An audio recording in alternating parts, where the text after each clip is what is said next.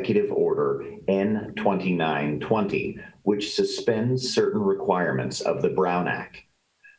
This meeting is being webcast on Comcast TV Channel 15 and live streamed on the city's YouTube channel at https://www.youtube.com/user/City of Hayward and on the city website at https://hayward.legistar.com/calendar.aspx. The mayor will call upon members of the city council, city staff, and other speakers by name and ask that they state their names before giving comments or remarks. Individuals participating via Zoom with their cameras enabled are reminded that their activities are visible to viewers. City council members and members of the public participating by Zoom wishing to speak should use the raise hand feature, and the mayor will call upon them at the appropriate time. Members participating via teleconference wishing to speak should dial *9, and they will be called upon by the last 4 digits of their phone number. It is requested that public speakers state their names and organizations, but providing such information is voluntary. Written public comments received by email at list-mayor-council@hayward-ca.gov, city clerk at hayward-ca.gov, or via e-comment by 3 p.m. will be distributed to the city council and staff, published on the city's meeting and agenda center under documents received after published agenda, and entered into the record. Documents received after 3 p.m. through the adjournment of the meeting will be included as part of the meeting record and published the following day. A roll call vote will be taken for all action items. In order to get the full Zoom experience, please make sure your application is up to date.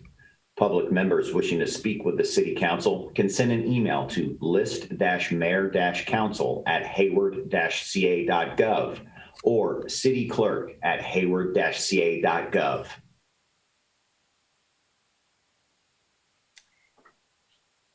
Thank you. And with that, I'm going to call this meeting of the Hayward City Council to order. And I will ask Councilmember Salinas if he will lead us in the Pledge of Allegiance. Yes. I pledge allegiance to the flag of the United States of America and to the republic for which it stands, one nation, under God, indivisible, with liberty and justice for all. Thank you. Madam City Clerk, will you call the roll? Yes, Madam Mayor. Good evening. Councilmember Andrews. Present. Councilmember Lamnin. Present. Councilmember Marquez. Present. Councilmember Salinas. Here. Thank you. Councilmember Wahab. Here. Councilmember Cermeño.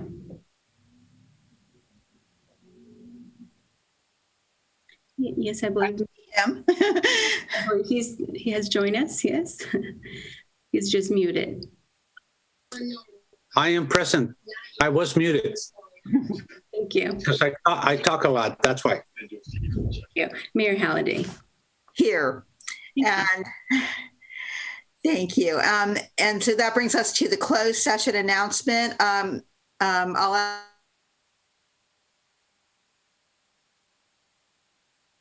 ask our city attorney, although I for June 8th. Mayor Halliday, there are 2 reports. Yes. There was a special meeting on June 8th. There was a labor item. Please refer to the posted agenda as to which the council took a reportable action. There was a evaluation of a council-appointed officer. I will defer to you, Mayor, if you'd like to make that report.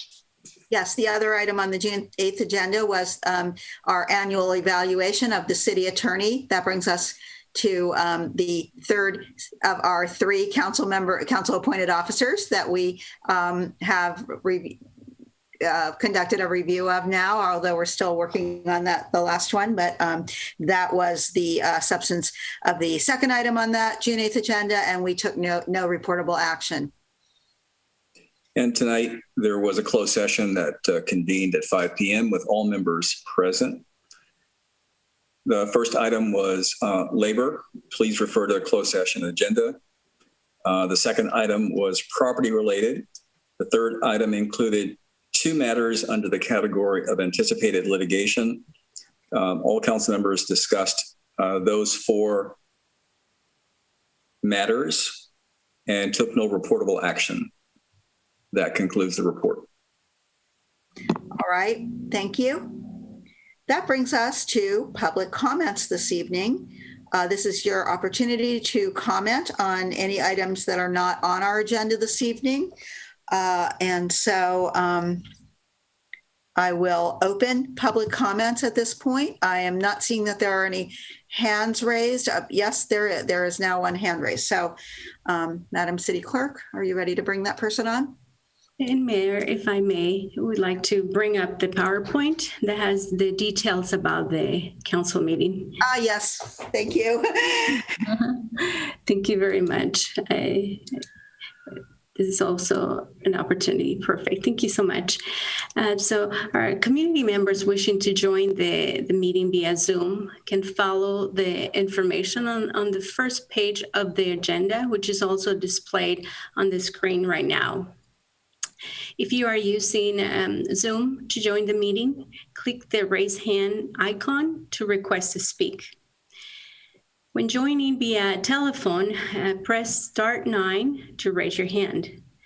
I will unmute your microphone when it's your turn to provide public comment.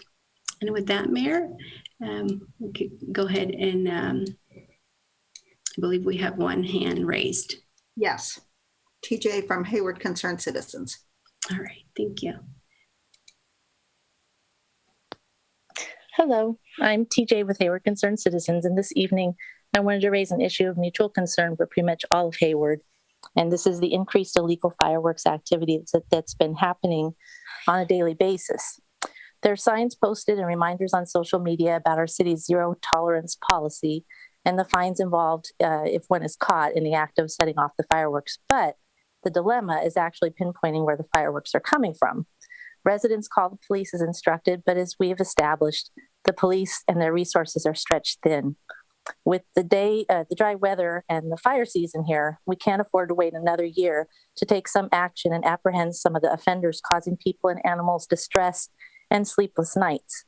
Other cities have been in the news with apps and abilities for residents to report and map fireworks activity and have used drones for a better view and ability to identify the source. There are some cases where cities have established a task force to identify problematic areas of fireworks activity. So there are solutions, and I implore the council to please move an agenda item sooner rather than later to keep us all safe from noise and fires and injury.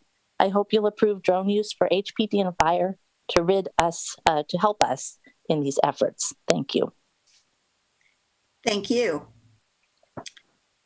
I'm not seeing any further hands raised. I will just say that I want to endorse the comments of the last speaker in terms of hoping that we can do something to minimize the fireworks. And on last Friday evening, I was attending a performance of the Roos Shakespeareans. That is at Roos Elementary School, 5th and 6th graders who were performing what were they performing? As You Like It, the Shakespeare play As You Like It. And that program was interrupted several times by very loud booming fireworks. And it was really upsetting. And so anyway, Madam City Manager, do you have any comments on this? Yeah, I would encourage, I know it's often hard for our police officers to catch people in the act and write citations, but if you know of a neighbor or see a particular address where they are setting off illegal fireworks, you can call our non-emergency number at 293-7000 and report it. And we will. What that also does is helps us track locations where fireworks are being set off, so we have data and we know kind of neighborhoods and where those fireworks are typically happening throughout Hayward. the staff has been, obviously we've been having lots of conversations about fireworks over the years. And one of the, we have been talking about the potential use of drones. There's a program in Monterey County where they have been using drones to issue citations. I know Richmond just instituted a new program of being able to fine people for illegal firework use. So what the thought is that we would try to come back potentially with a work session on July 13th to have some further conversation about this. It's also the night we're planning to bring back the drones program for further discussion by the council. So I think the two sort of dovetail nicely together if the council is interested in us looking at sort of a pilot program with drones to sort of address the illegal fireworks situation. Because yes, it is out of hand and my dog is terrified as well. So I fully support the effort to try and reduce that.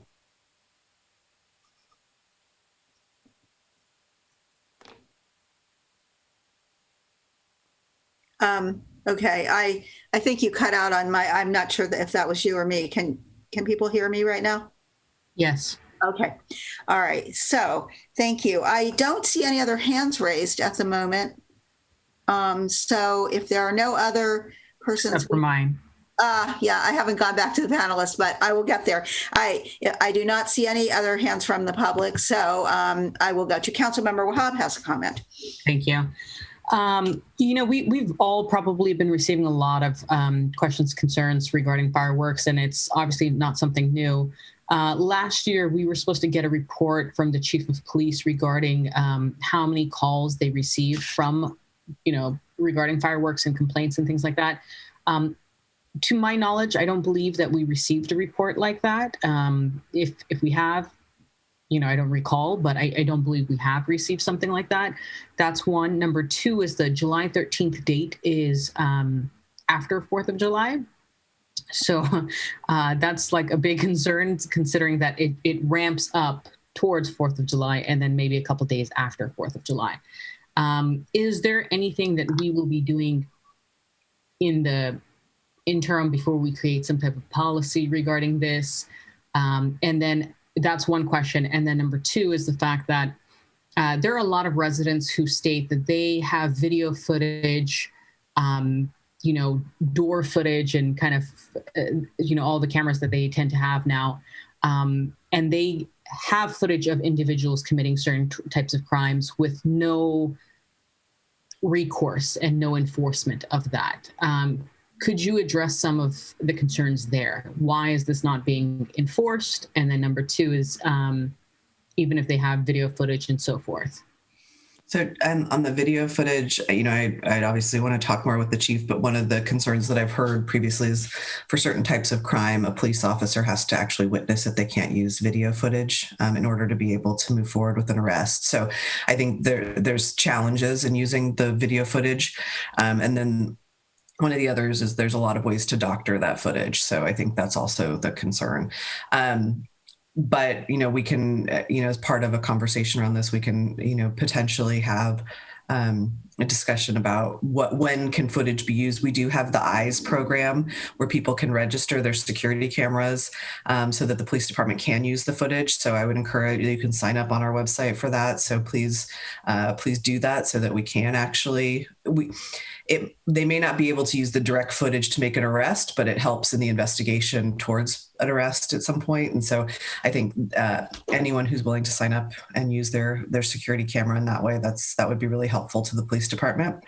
On the timing, just given everything else that has been on staff plates this year, we are not going to be able to get something to the council before July 4th in terms of a policy that could be implemented in any sort of robust way for this holiday. So we will continue our enforcement efforts. We bring in a lot of overtime backfill folks on 4th of July, both police and fire, so that they are out and monitoring for fireworks leading up to the 4th of July. So we will do that again with, sort of the outreach and the marketing. But I just think, given concerns we've heard about privacy and use of drones, quickly rushing to implement something before July 4th without some sort of community engagement doesn't seem like a prudent path forward. And so we can bring back the that was the thought, as we'd sort of launch that conversation on July 13th. And if the council was interested in pursuing that after hearing more about the program in other cities, then we could work towards that and work with some neighborhoods who might be interested in participating. Fireworks happen not just over 4th of July, throughout the year. And then the report from the chief, we can hopefully, as part of that July 13th staff report, we can include at least this year's.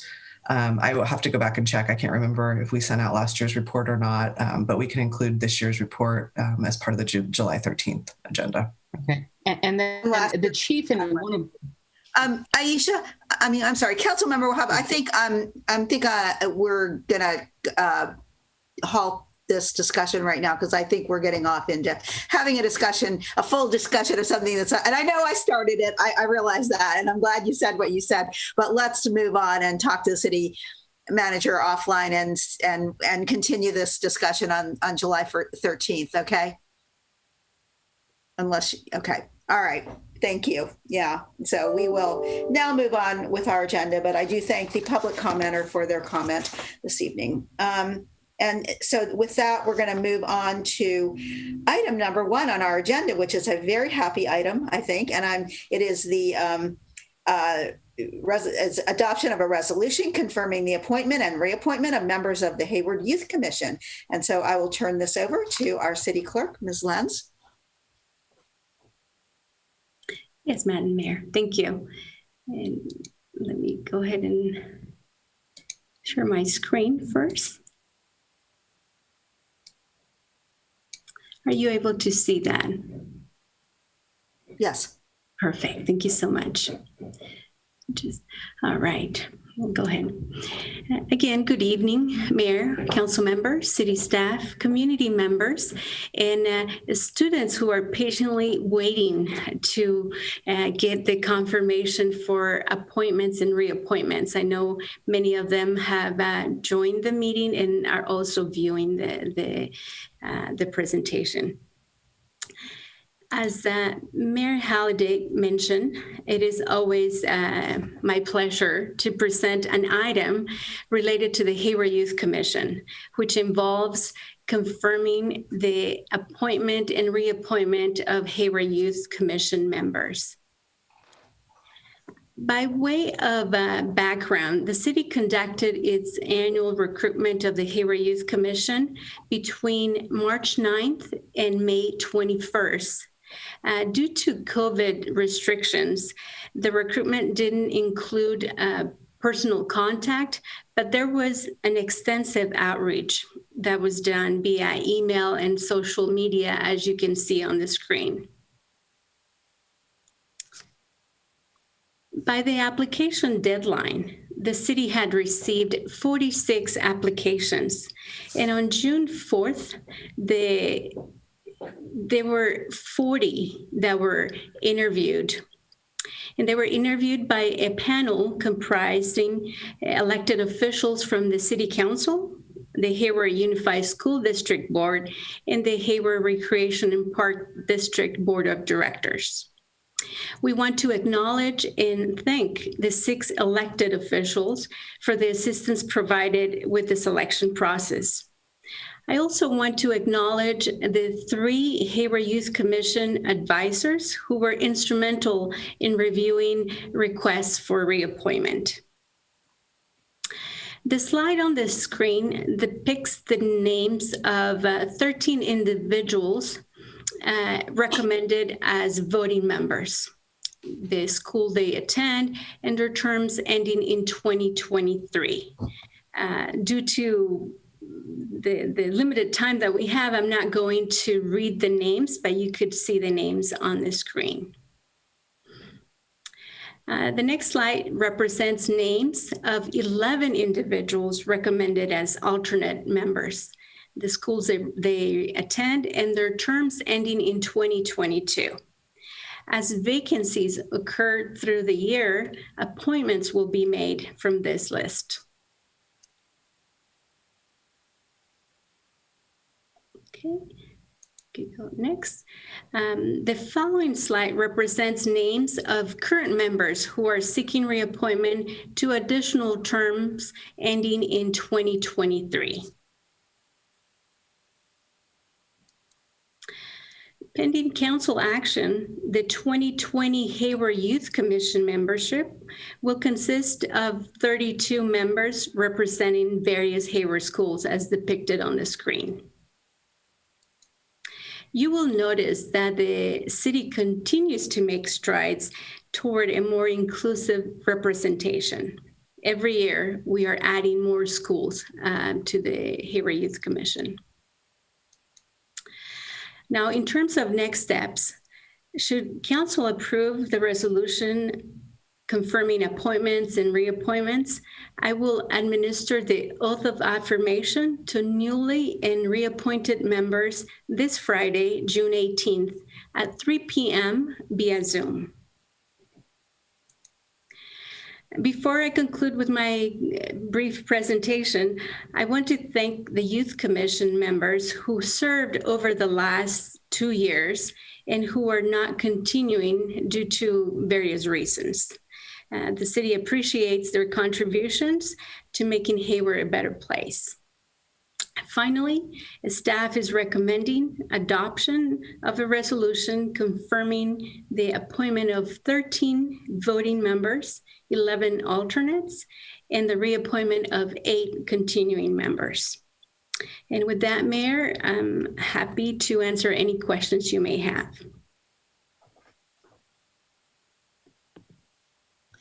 I don't see any questions from council. However, would you like me to stop sharing? Let me go ahead and stop sharing. Yeah, well, I do see that we have a public comment on this item. So I'm going to open public comment on this item and call on Mr. Peter Rosen. Yes.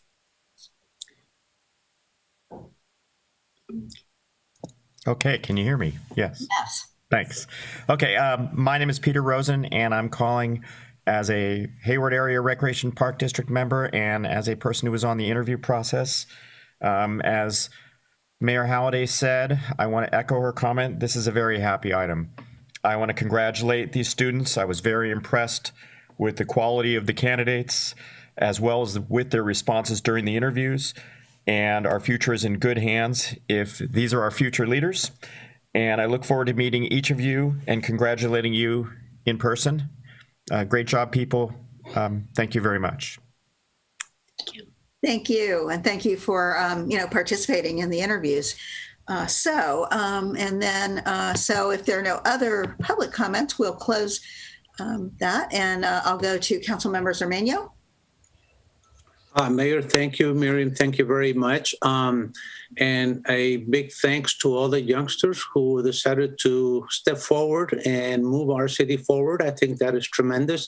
And a special thank you, a kilo of thanks to the parents and to the teachers because they support these youngsters, and that is tremendous. And we have youngsters like from the real young ones like Sophia to the old ones like Pooja. So they are tremendous, and we are in good hands. So thank you to every one of those youngsters, and I'm sure that we will be meeting in person pretty soon. So do take care. Have a great summer. Hope to see you soon. Thank you. Councilmember Andrews. I just want to say congratulations to the youth commissioners, and I hope to see you at our Keep Hayward Clean and Green events. Those are great opportunities for students to get community service hours for whatever groups they're in. And I hope that you all are spreading the message of positive things to do in Hayward. There's a bunch of different things that have opened up for youth to do. For example, Sector 19 off of Foothill is a great place for youth to hang out. So hopefully you're spreading that message that there are positive things to do for your age group. So thanks. Okay, great. Thank you. Councilmember Salinas. Yeah, I'm not sure if we move it, but if it is appropriate, I'll move it. Yes, it is appropriate. We need a motion. Motion made by a council member. Second. Okay, I do. Thank you, Councilmember Cermeño, for being the liaison to the Youth Commission. But I did hear Councilmember Wahab first. So on a motion by Councilmember Salinas, seconded by Councilmember Wahab, is there and Councilmember Marquez would like to make a comment. Yes, thank you, Mayor. I'll be brief. I just wanted to thank our city clerk and her team for her amazing outreach efforts. Every year we see more and more people applying. Also want to thank Councilmember Cermeño for being the Youth Commission liaison. You do an amazing job, along with Mr. Peter Rosen that called in. Thank you to Hart and the school district's partnership on this. And just again, thank all of the young people that are committed to doing things for the city that improve the image, being informed, and connecting other young people to services. I believe they also had a youth conference not too long ago.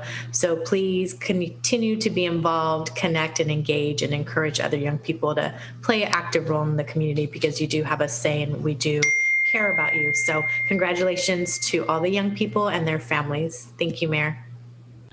Thank you. Councilmember Wahab. Yes. One, I just want to say congratulations to every youth commissioner out there and all those that also applied.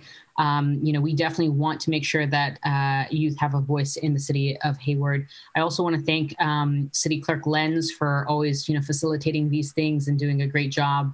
Again, I hear nothing but positive things about you and your office, as well as the panel that sat in and listened to the students and young folks talk. So really, really want to congratulate everybody. This is something positive for the city. And I think that hopefully if we can expand on this as well. And to Councilmember Andrews' point, there's plenty of opportunities in the city. So it means a lot that you guys are getting involved at such an early age. So thank you. Yes, I would echo all those comments, and especially the thanks to the members of the panel that that did the interviews. It's kind of a long day. It's great that so many people are interested. It's a little heartbreaking. It's always heartbreaking that when we have volunteers and we can't take them all, like when we do our boards and commissions. I think it's especially heartbreaking when it's young people, but we had to limit it. But, I do thank everybody. And I know that many of the commissioners, even the ones presently, did not get on the commission the first time that they applied and were later selected when they got a little bit older, I think. And some of them were selected as alternates that are now, seniors on this commission. It's amazing that we have two of our students who are attending UC Berkeley who have elected to remain on this commission. So I think that's great. And so with that, no further comments. I will ask for a roll call vote on this motion that was made by Councilmember Salinas and seconded by Councilmember Wahab. Yes, Madam Mayor, thank you. Councilmember Andrews. Aye. Councilmember Lamnin. With lots of appreciation. Aye. Councilmember Marquez. Aye. Councilmember Salinas. Yes. Councilmember Wahab. Yes. Councilmember Cermeño. See. Thank you, Mayor Halliday. Yes. Thank you. Motion carries. And so I believe, are we now going to swear those? We're not going to do that this evening, right? No, Madam Mayor. We will have a special meeting on Friday at 3 p.m. via Zoom, and all the students are invited.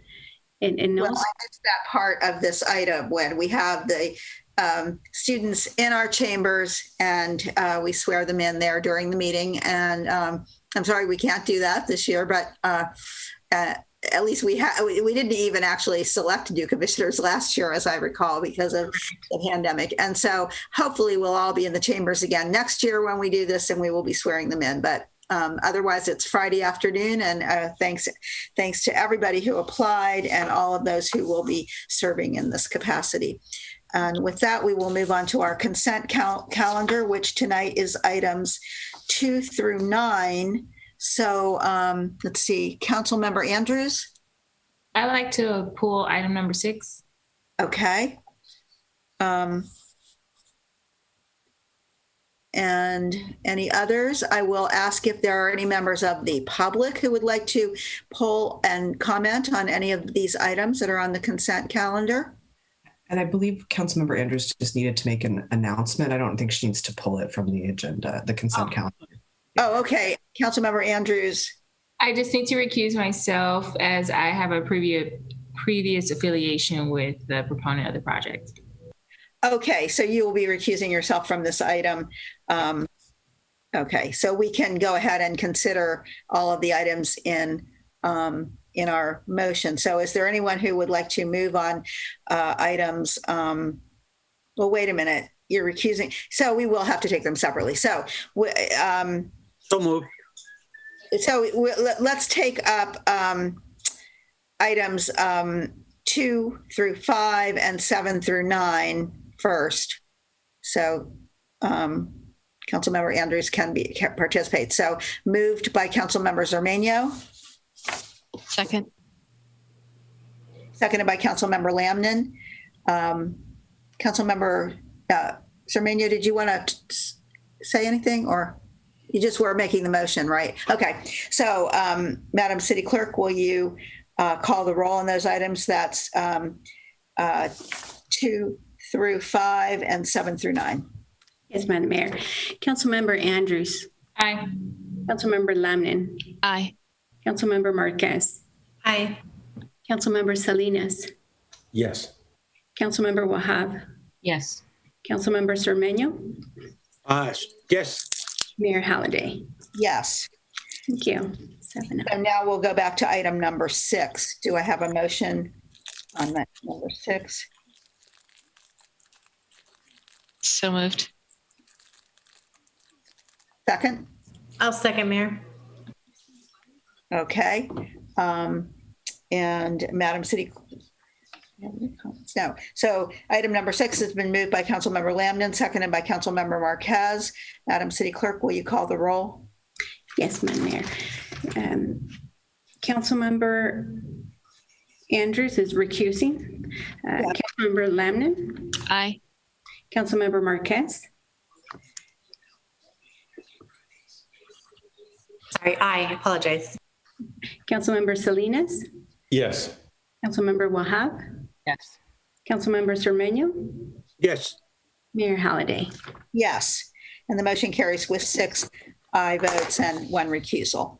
So with that, we can now move on to item number 10, which is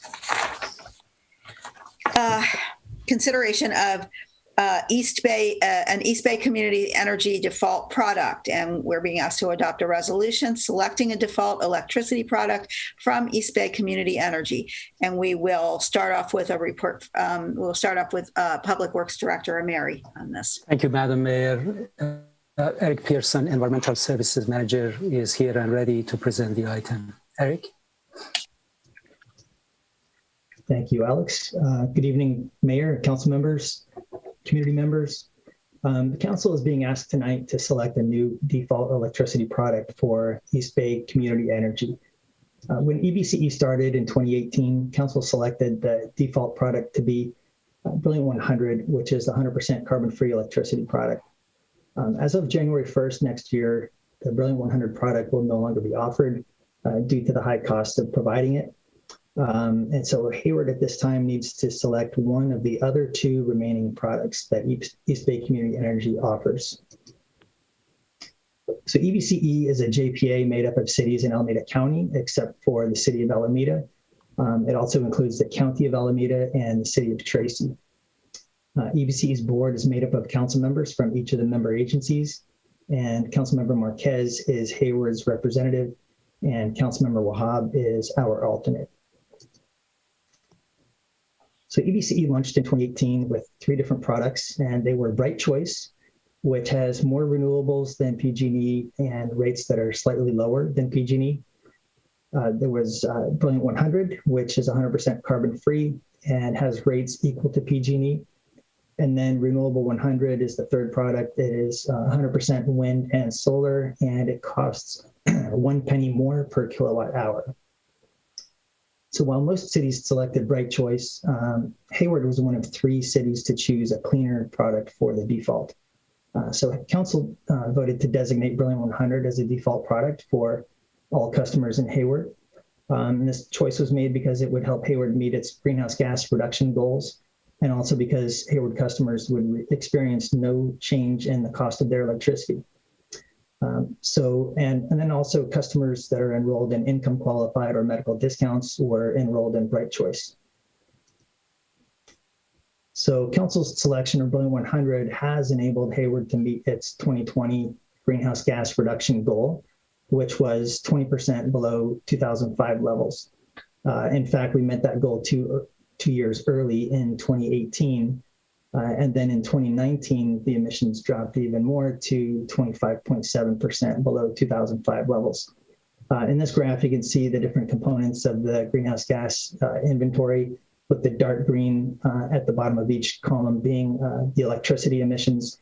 And in 2019, the electricity emissions were 93% lower than they were in 2005.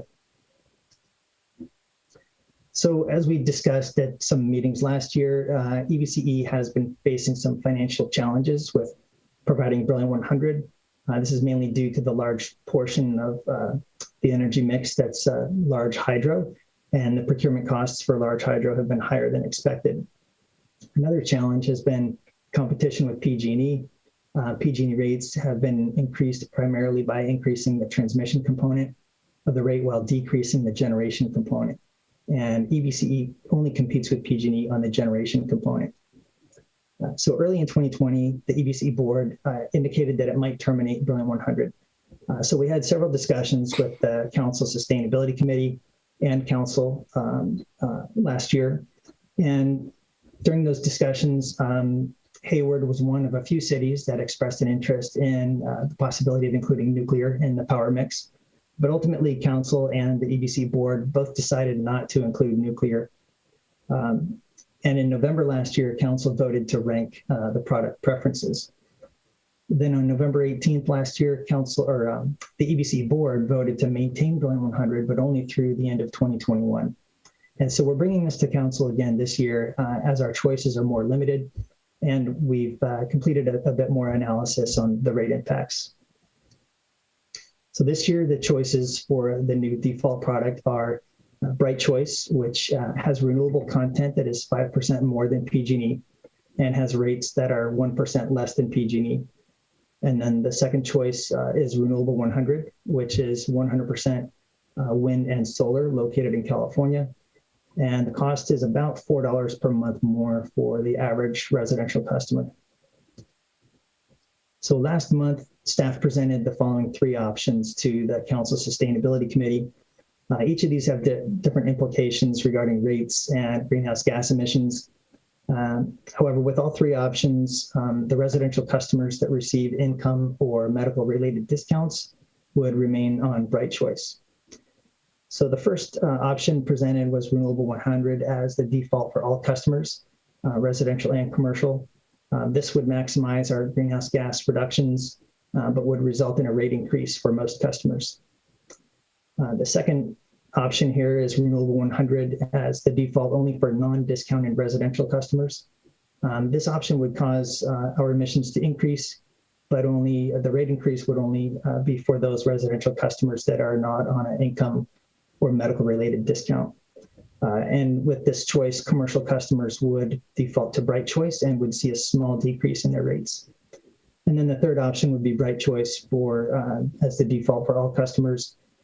This option would cause a larger increase in emissions and would result in a small rate decrease for most customers.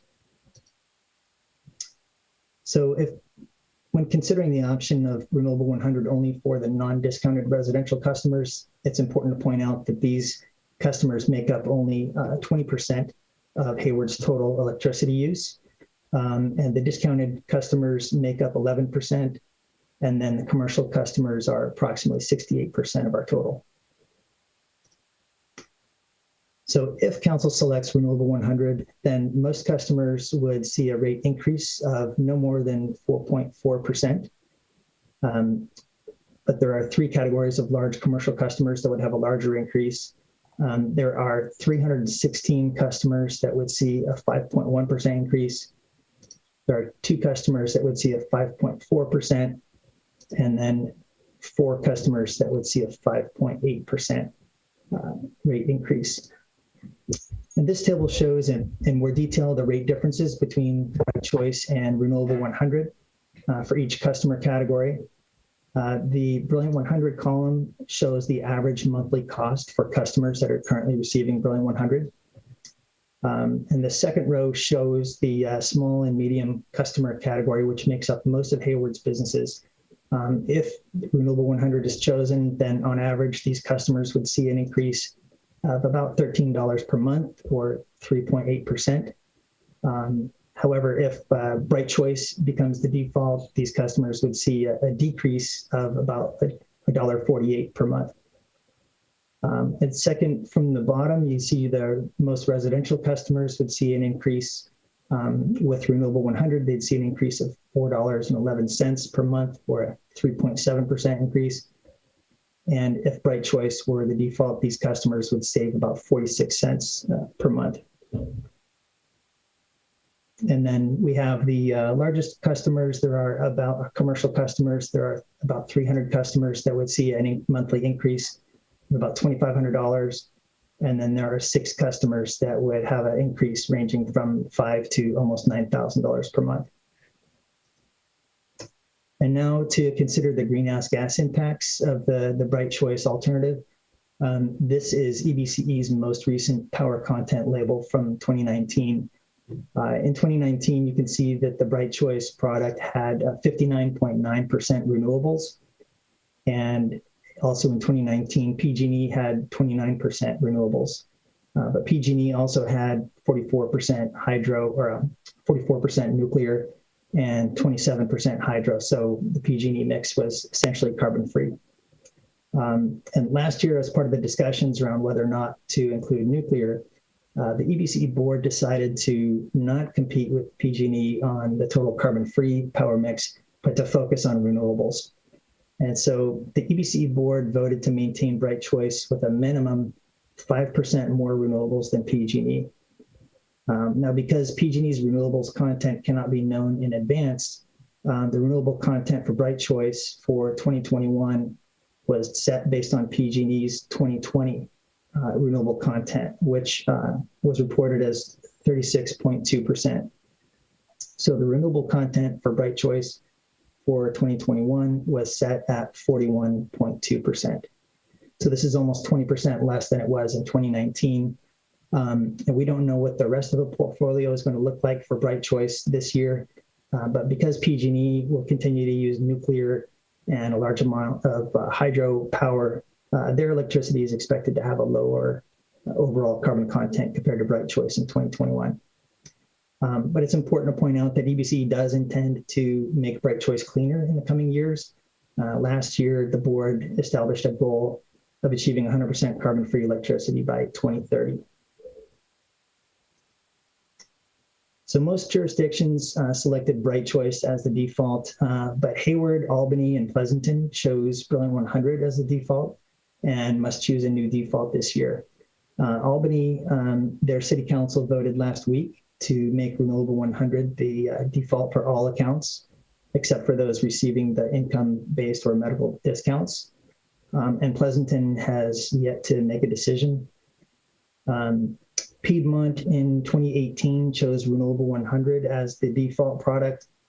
And for Dublin, in order to meet their climate action goals, earlier this year, they selected Renewable 100 as a default just for residential, non-discounted residential customers. And so that change is going to take effect later this year.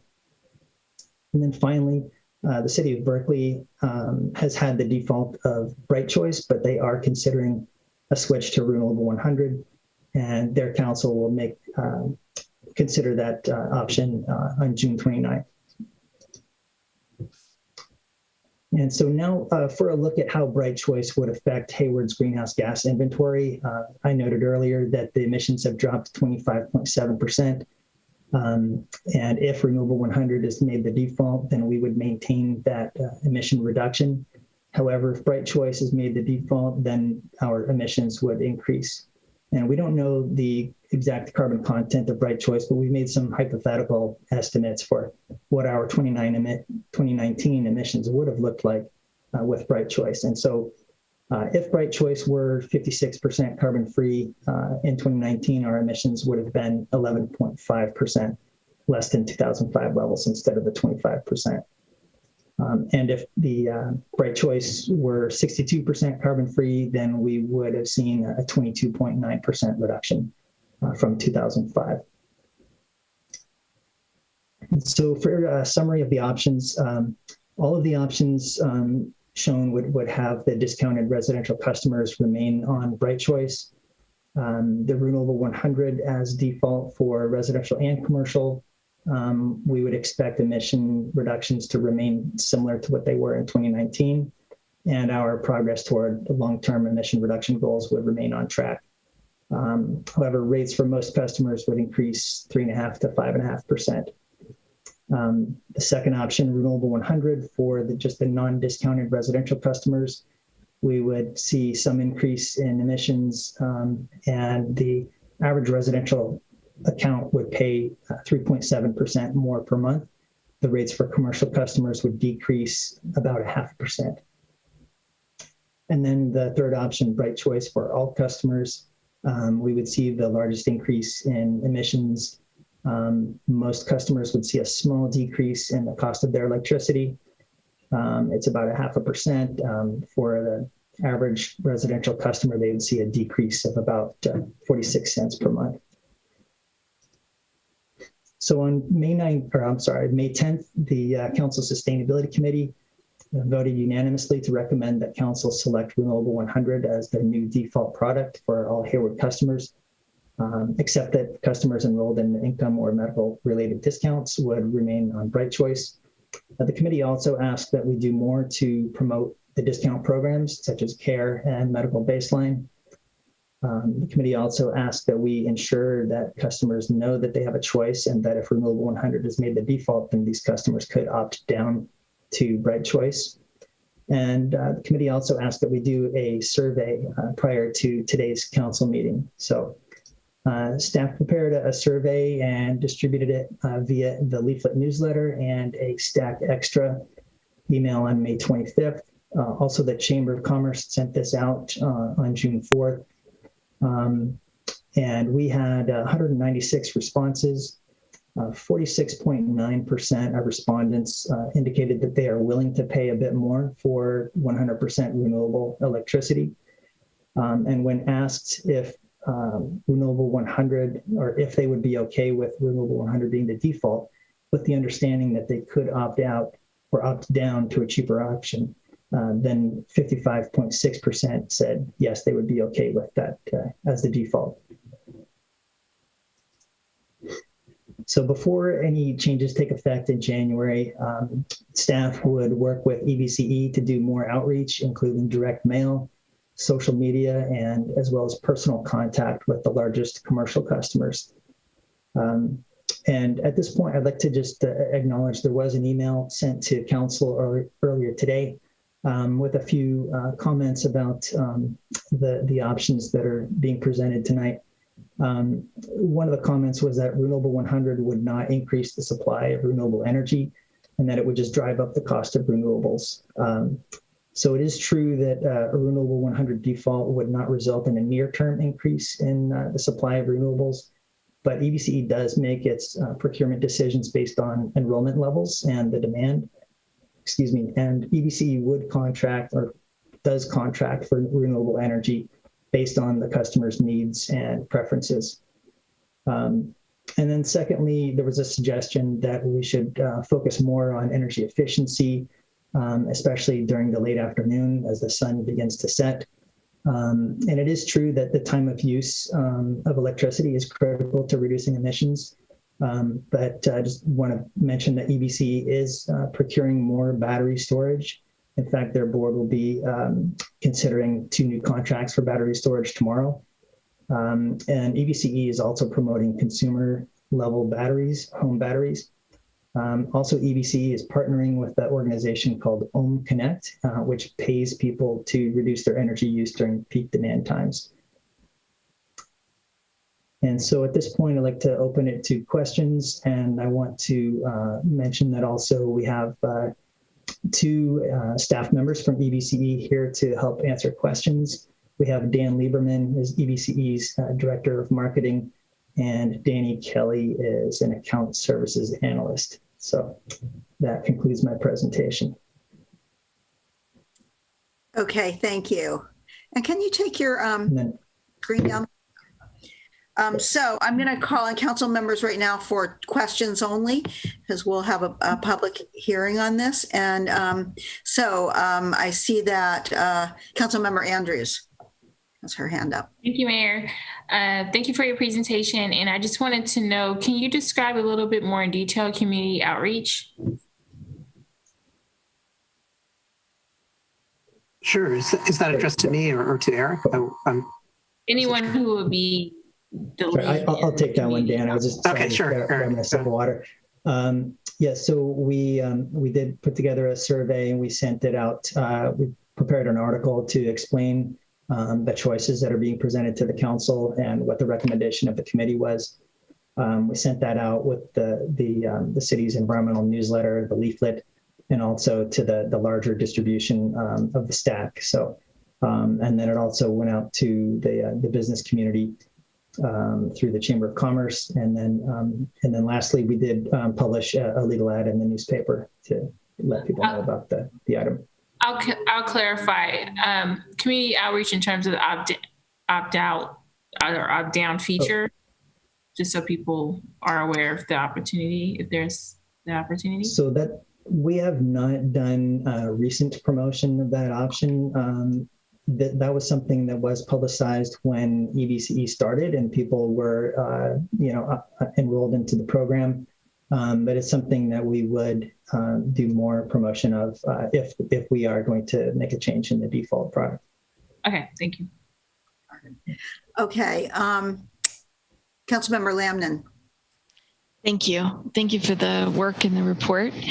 Did I understand correctly that PG&E is no longer using natural gas? Does that mean they're not using Russell City anymore?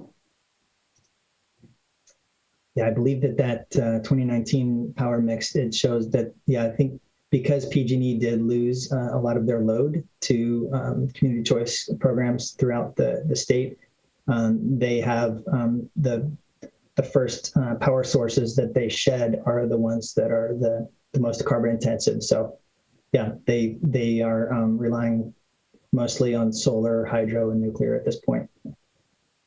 So to a certain extent, it was effective even at that. Okay, thank you. And then there's something here that I'm not quite understanding, and I apologize if I'm just being dense, but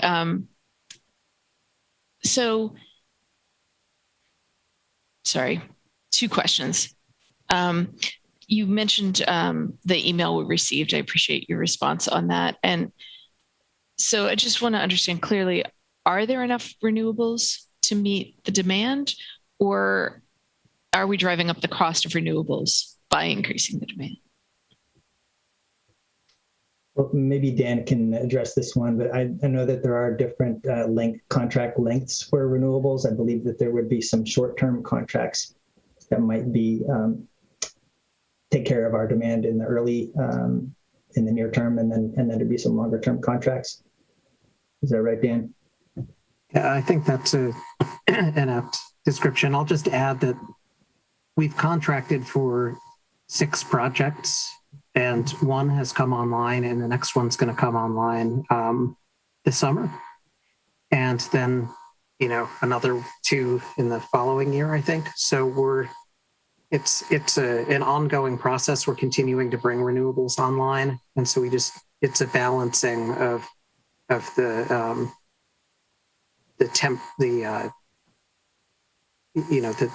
length of the contract, basically. So if we're prepared for either decision, we can do an analysis and see what we need in the stopgap time before some of these contracts come online. We have a lot more renewable supply now. When we launched, we had no renewable supply. Everything was done through contract. Now we have over 100 megawatts of solar. We'll have about 60 megawatts of wind coming online this year. We're building up that base and moving all customers in that direction. So Great. And to that end, it sounded like the Bright Choice revenue was helping to fund both the development as well as the subsidy over this past year for the product that's going offline, the Brilliant product. So if there's revenue, can Bright Choice, to be simple about it, can Bright Choice simply be cleaner with the revenue that's coming in? I know I'm missing something, but No, so that's all right, Erica. I mean, I'll do my best to answer this. I'm not on the procurement team, but we're trying to strike a balance between being revenue positive. I mean, we're a not-for-profit, but we need to be financially viable. So, having a product that's not revenue negative. Mm-hmm. That was the case for Brilliant 100. We found that it wasn't holding its own weight. We want to be price competitive with PG&E. We want to hold our value proposition.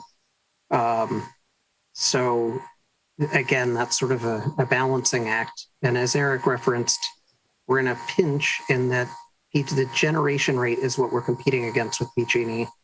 And not only has PG&E been kind of pushing their costs onto the transmission and distribution side and leaving that generation side harder to compete with, because if it went up, that's easier for us to compete. They're not doing that. And then they have this fee that they charge because they're guaranteed to be made whole. So they charge this power charge and difference adjustment. It's a financial correction if they're losing money on the generation side.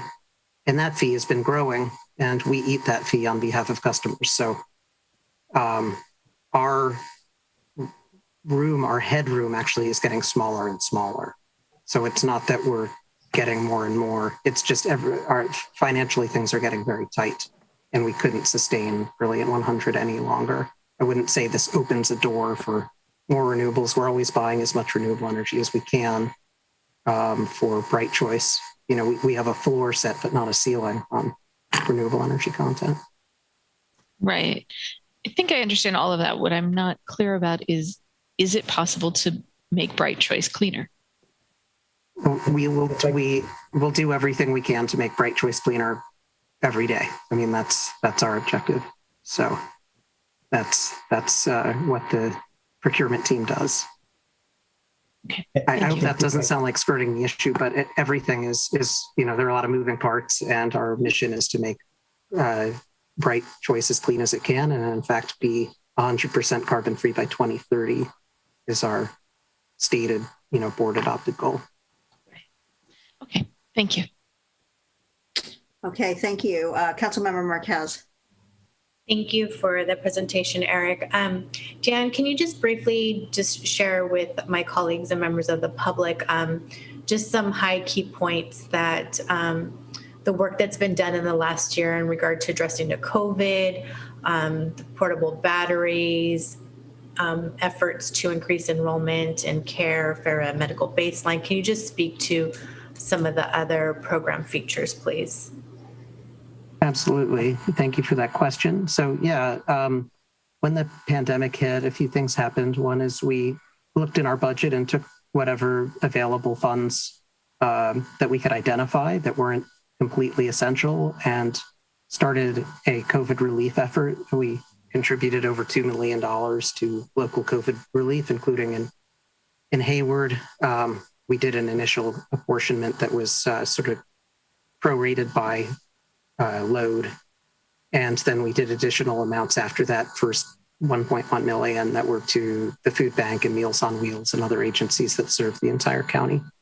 So we really pivoted towards that. And then the other situation that's happening due to COVID is there was a moratorium on PG&E disconnecting customers, which is good because unemployment was up and people weren't able to pay the bills, and we want people to be able to have their power. But now probably by the end of this month, the moratorium will be lifted. So we've been doing the activities that we can to try and help that. We started a program called Connected Communities.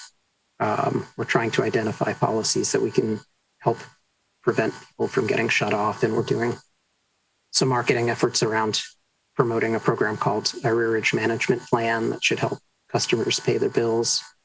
And then we have a few incentives around battery storage and other technologies. We have a solar plus storage incentive and induction loan cooker program, some other programs that I think help customers in general. So might be forgetting something. My colleague Danny Kelly's on the line if he has anything to add. I think you covered it, Dan. And thank you for that information. And can you please share with the group up to this point, what's been the opt-out rate of customers? What's the average number that we're seeing? Yeah, so it varies from city to city. I think for the cities we serve, the low end is around 3% and the high end is maybe 10 or 11. And you know, we have most of our cities had defaulted to Bright Choice. Hayward and Albany selected Brilliant 100 and Piedmont selected Renewable 100. I haven't really seen so much variance based on that in terms of the default service. I think it's more demographics. Like there are certain areas, the sort of far eastern side of the county, you know, Livermore, Tracy, you're seeing above average out that way. And then in areas maybe where customers consume less energy, for example, you know, Albany, Emeryville, Hayward, I should have looked up the number before, but I would suspect that your numbers are below 5%. Okay, thank you. And then Eric, what are your plans in terms of, I know you mentioned more direct outreach to some of the larger commercial accounts. How do you envision that? Is that direct contact, going through the chamber? Or what are your plans to outreach to those entities? To the largest customers, I know that Dan has relationships and his team at EBCE, they have relationships with the large commercial customers. And so they would be reaching out to them by, I would guess, phone and email and maybe some personal meetings to discuss options, given that there are a relatively small number of those biggest customers. Thank you. Okay, thank you. Councilmember Wahab. Thank you. Just some basic questions if whoever would like to respond. What is the most environmentally friendly choice? That would be Renewable 100. It would be the most environmentally friendly with the most emissions reductions. Okay. And then as far as Bright Choice, there was a lot of the slides were more around Bright Choice. Was there a reason why Bright Choice was so significantly reviewed? There's a lot of unknowns with Bright Choice in terms of the carbon content. And with Renewable 100, we know that if we go with Renewable 100, our emissions are basically going to remain the same as they were with Brilliant 100 being carbon free. So we know the price and we know the carbon content for Renewable 100. So we're just trying to provide a complete picture, even though, you know, a lot of it is estimation in terms of what Bright Choice might provide. Okay. And we previously talked about subsidies, right? So previously, for example, it was like Brilliant 100 with subsidy, Renewable 100. You know, where's the discussion around that as it stands today? So there's no longer any discussion of subsidizing Brilliant 100. I think it was determined by the EBC board that it was too expensive to continue Brilliant 100. And so that's where the decision was made to end the product at the end of this calendar year. And so, yeah, that the board has made it so that there's only going to be 2 products offered as of January 2022. Okay. And around, let's say going green, there's a significant and growing discussion regarding equity and specifically communities of lower income, communities of color, things like that are deeply impacted.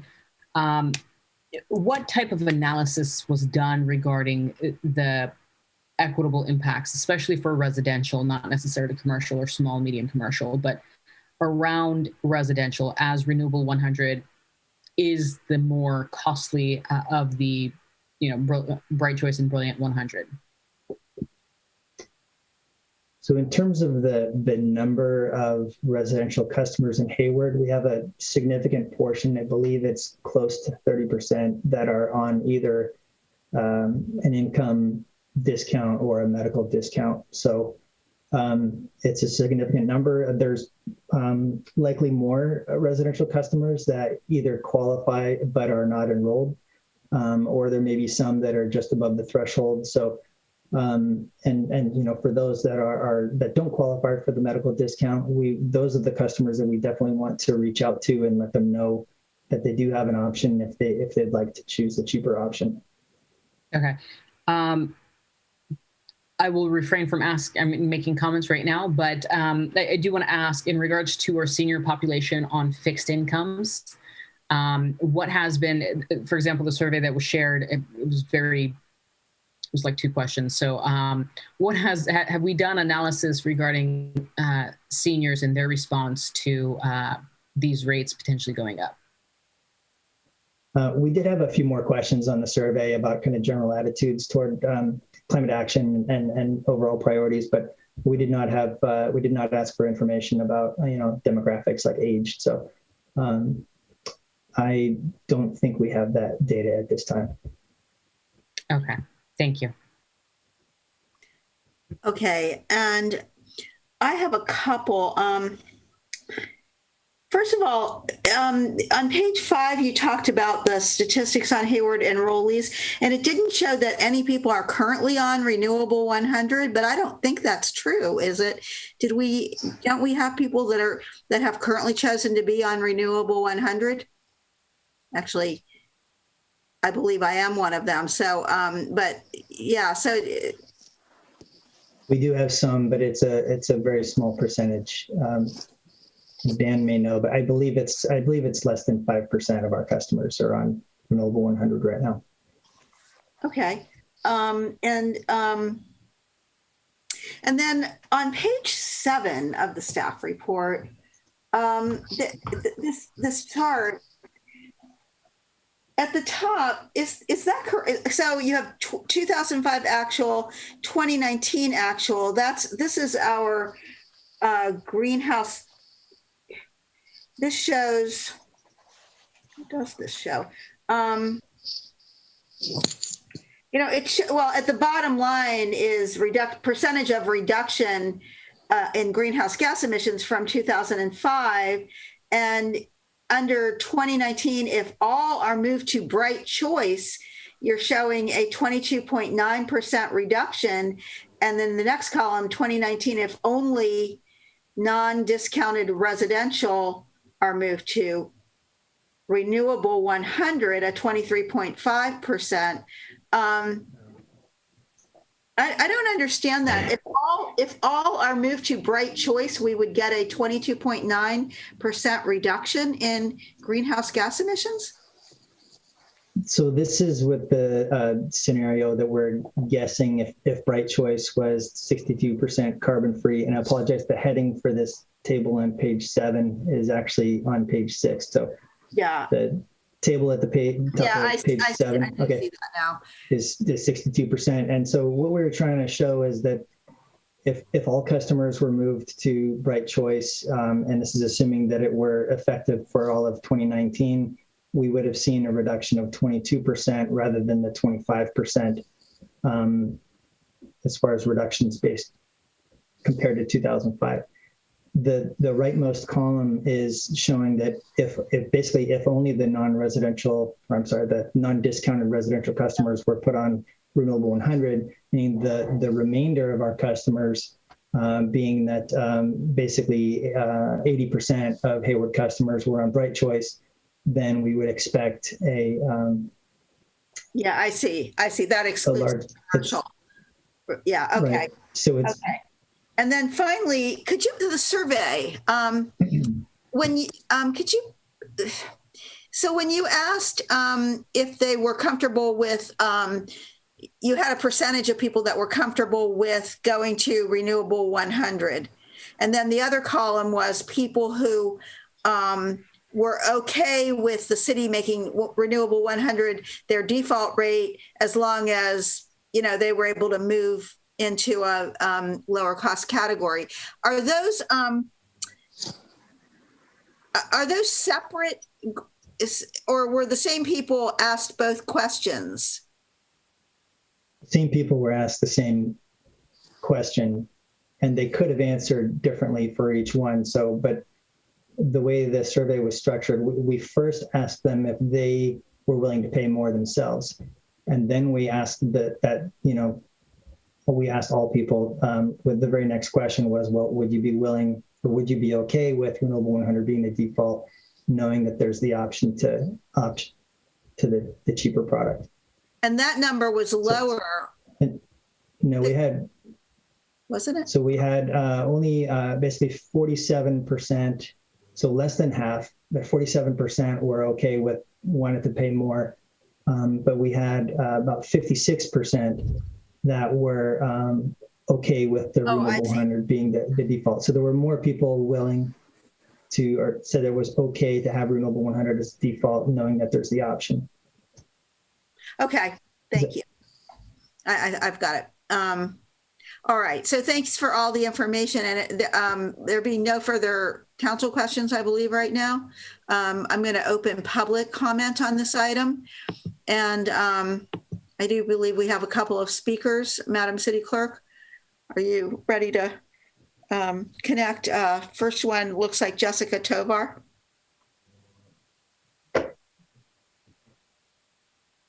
Hello, Jessica Tovar. I'm with the East Bay Clean Power Alliance, and today I hosted a national day of action to cancel utility debt because this is an ethical and racial justice issue.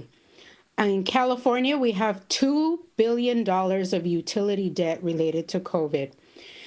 The statistic around folks that are enrolled in care and fair programs, it ranges city by city in different ways, but my understanding is only 30% are currently enrolled. That means that 70% of customers aren't enrolled in those programs and probably don't know that they exist. You should not increase the bills of people who are in utility debt. If 47.6% residents are interested in Renewable 100 in your survey, you should have given them the option to sign up at that moment, instead of designing something that is top down with expectation that people are going to understand and take the time to opt down. The survey really should have encouraged these customers to make a community choice instead of really setting them up to pretty much with this top-down design. I can't help but notice that. The moratorium to shut off on shutoffs is going to end June 30th. That means that shutoffs for people that are in debt and have been in debt since March of last year because of the pandemic will have their power shut off, as well as other utilities. Like I said, today is the National Day of Action calling for cancellation of utility debt. The true road to 100% renewable energy, one that brings environmental and climate justice, would be to build that clean energy future here at home, on top of our homes, our businesses, and our our municipal buildings. I am very, very upset that this is being considered at a time where people are really, really down. That's all I have to say about that. Okay, thank you. Next, we have Tom Kelly.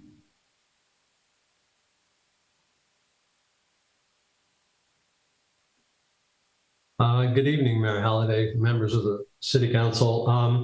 I'm calling in support of opting up to Renewable 100.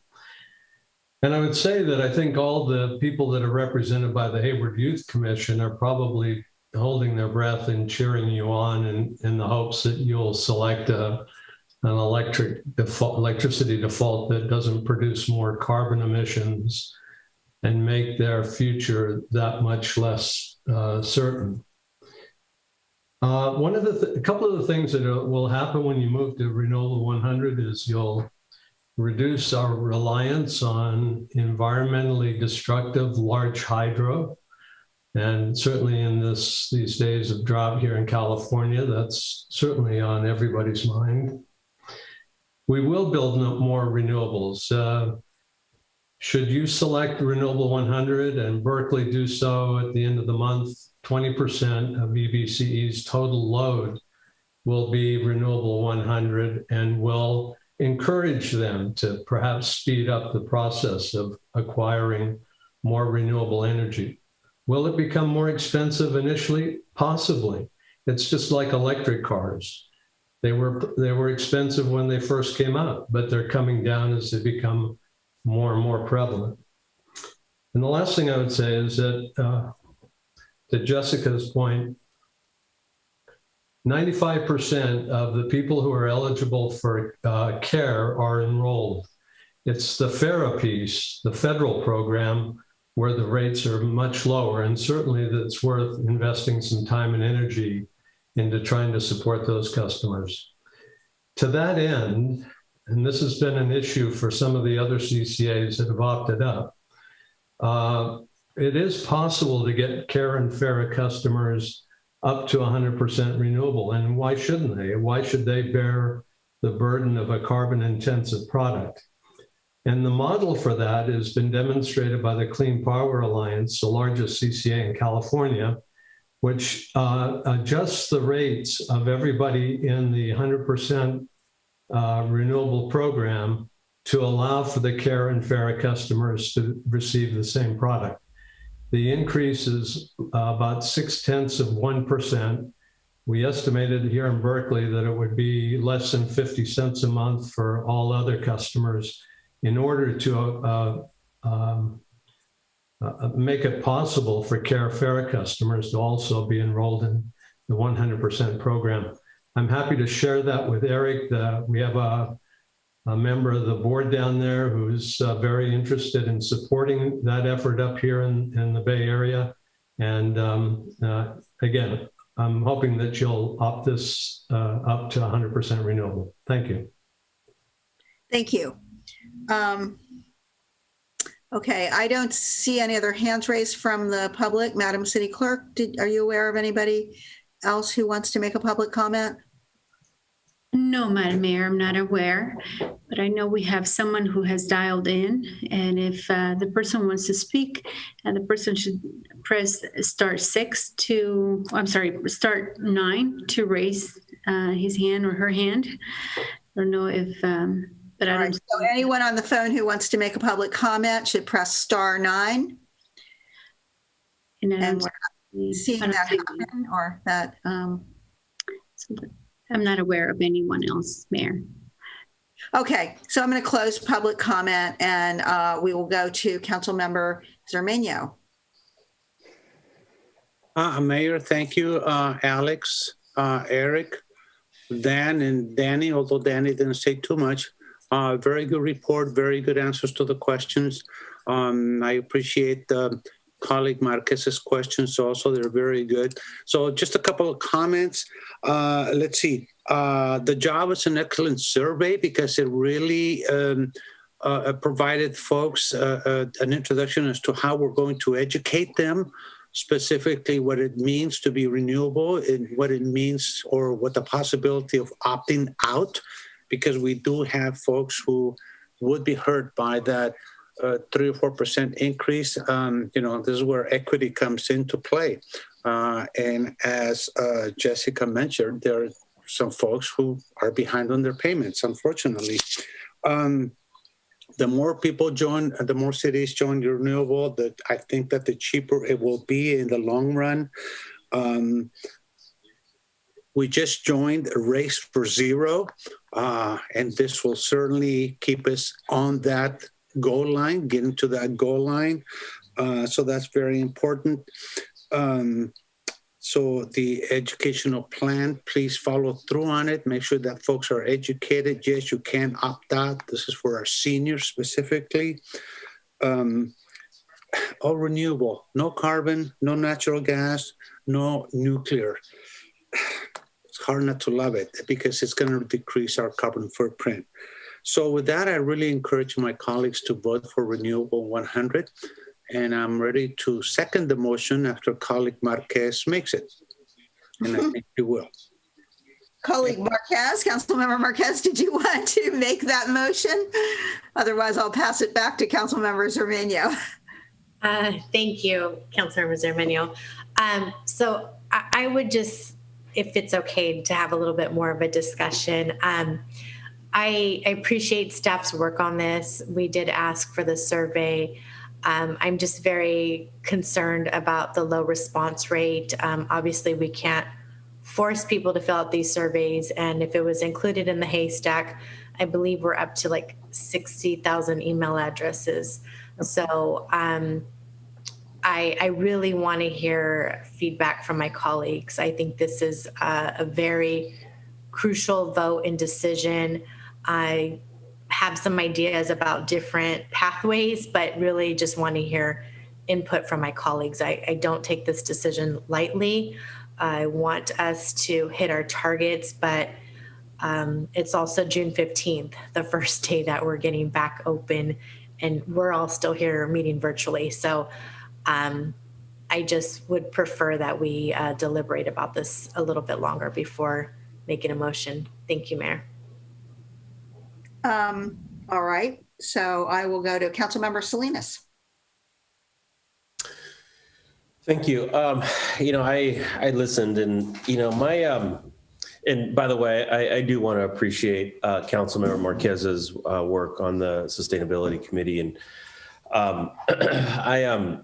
or I should say, the liaison to East Bay Community, to the East Bay Community Energy, and as I was reading this report, I couldn't help but to think about when this first came to us, a few years ago, and why I supported it. It was I wouldn't say controversial, but we did get some pushback. When this came to us first, people were concerned about moving away from PG&E, but my main concern, and I think my main purpose for supporting this, and particularly Bright Choice, was because it was going to be cheaper. At the end of the day, it's cheaper. People, we were sort of winging ourselves away from PG&E, and I think that was, and considering PG&E's track record, I think it was a good vote, and I think I was proud of that. And last year when this came to us, I felt that we were sort of incrementally turning away on that, and I know what we did was temporary. It was only for a year, and I get it. What we did was for 100% renewable. That is 100% renewable, and I understand the environmental benefits. But I was concerned that it was going to be, a click or two more expensive, but I supported it, and so here we are today, and we're actually thinking about making it the default, and And I understand, I think Mr. Pearson, you and your colleagues have done an excellent job at explaining this. And I guess, Councilmember Marquez is asking for discussion, and I don't want renewable energy to be something that only the privileged can afford, right? And I know that, it's kind of like, electric cars. First, electric cars were very expensive. And, now I'm sure, the prices of electric cars have plateaued and sort of, become a lot more affordable. But, and I also listened to Councilmember Cermeño and I also Mr. Lieberman about if more cities come on board, perhaps, the cost will plateau. But my concern is today, and it's this balance, right? I mean, do we pay more? Does the ratepayer pay more to be 100% renewable? Or, is it the classic example of, it's another example of a poverty tax? Low-income folks can't afford that click or two higher bill, and as a result, they have to live with,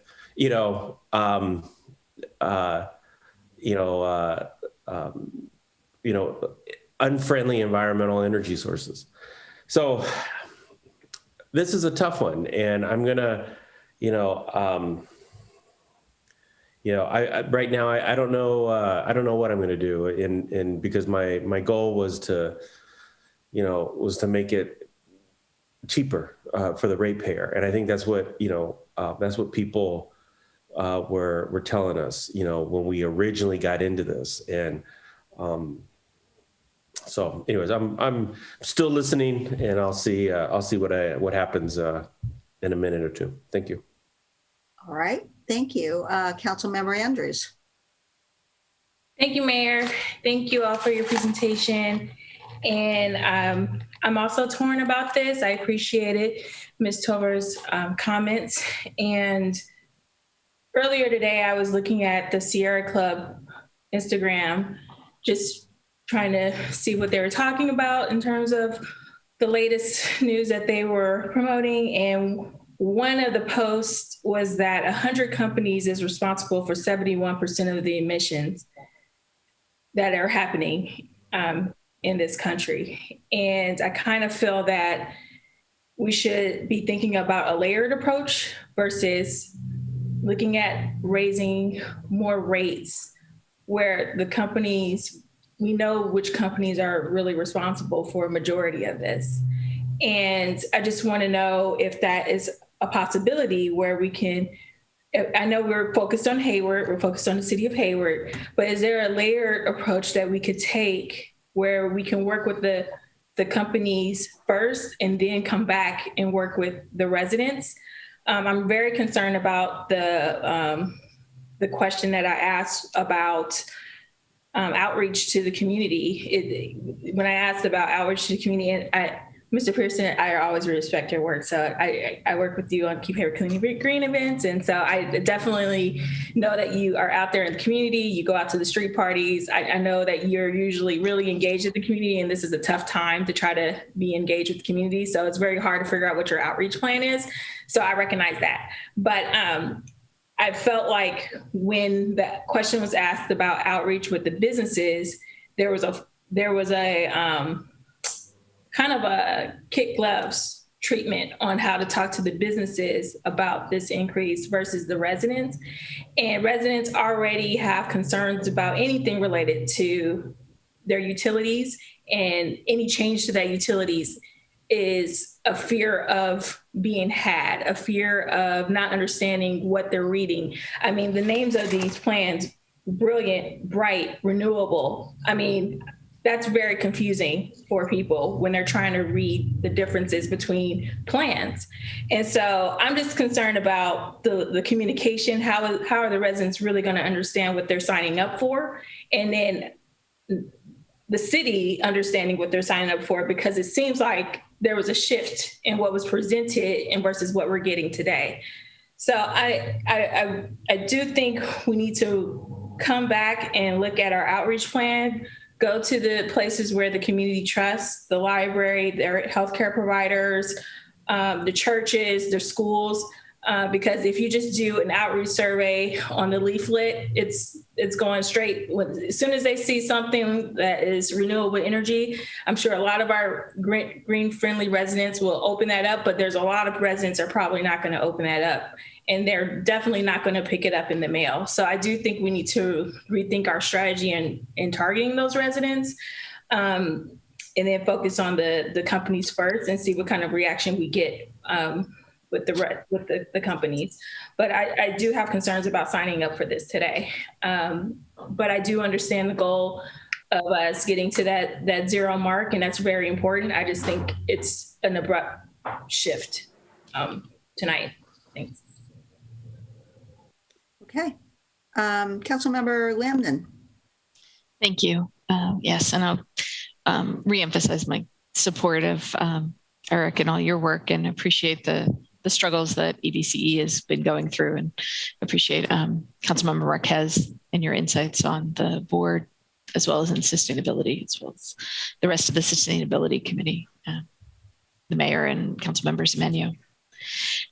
Is it possible to do a tiered plan, to go to, this is not a motion, this is just Sarah thinking out loud, and I'll explain why in a minute. But the question is it possible to go to, for instance, Bright Choice for a year or two, and then to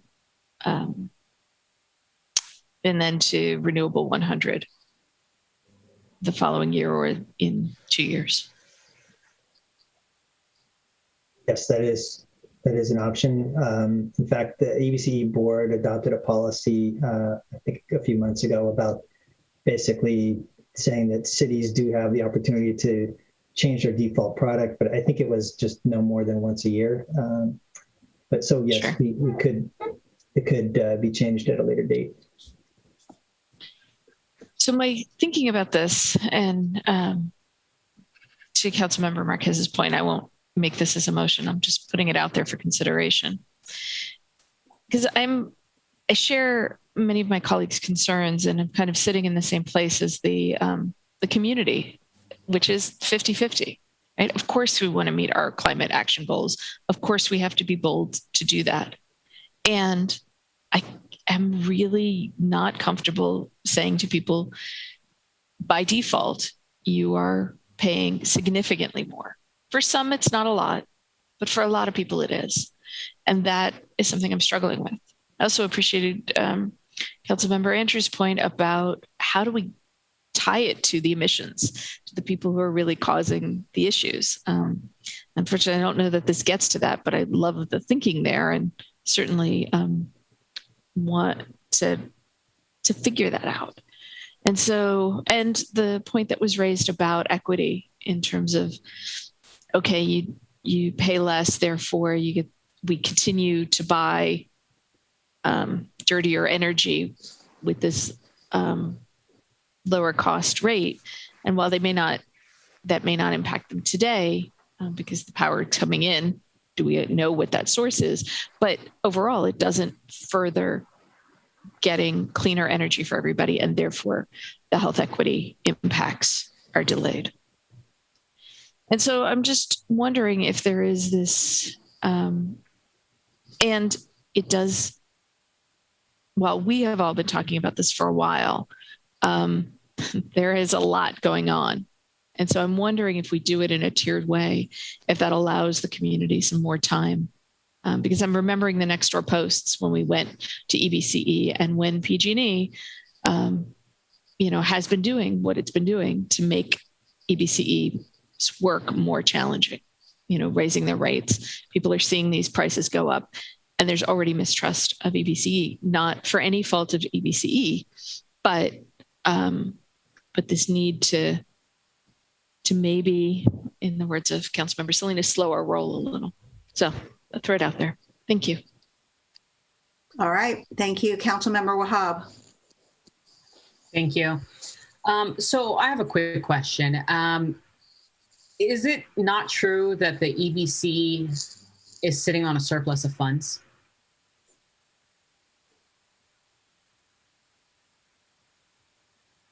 Well, I'm not sure it would be defined as a surplus, but EBCE is trying to build a reserve. To put the organization in a better position to have a better credit rating and so on. But I don't know if Dan could elaborate on that. Yeah, I mean, we have reserves. I'm not quite sure the specificity of your question, but we do a financial update at every board meeting and, disclose the amount of money in reserves, and we haven't yet hit the targets for that. And what is that number? I don't know, but I'll say it's in the tens of millions. Okay. So one of the reasons why I bring that up is because, that's a significant amount of funds considering and I'm specifically concerned with the residential rates in particular. When I speak about equity in regards to going green, I think somebody alluded to hybrid cars or electric cars and so forth. And the reason why Teslas are not driven around as much in Hayward is because they are extremely costly, let alone, I drive a Ford Fusion hybrid. It's an electric hybrid. And as a renter, I have no place to plug it in and charge it up. So I'm filling gas into that tank. Most Hayward residents, and I'm going to be focusing on Hayward residents for the time being, are going to be unable to pay $116 a month. If I'm reading this correctly, for the renewable 100 average monthly cost for a resident would be $116 a month. What is Res TOU $175 a month?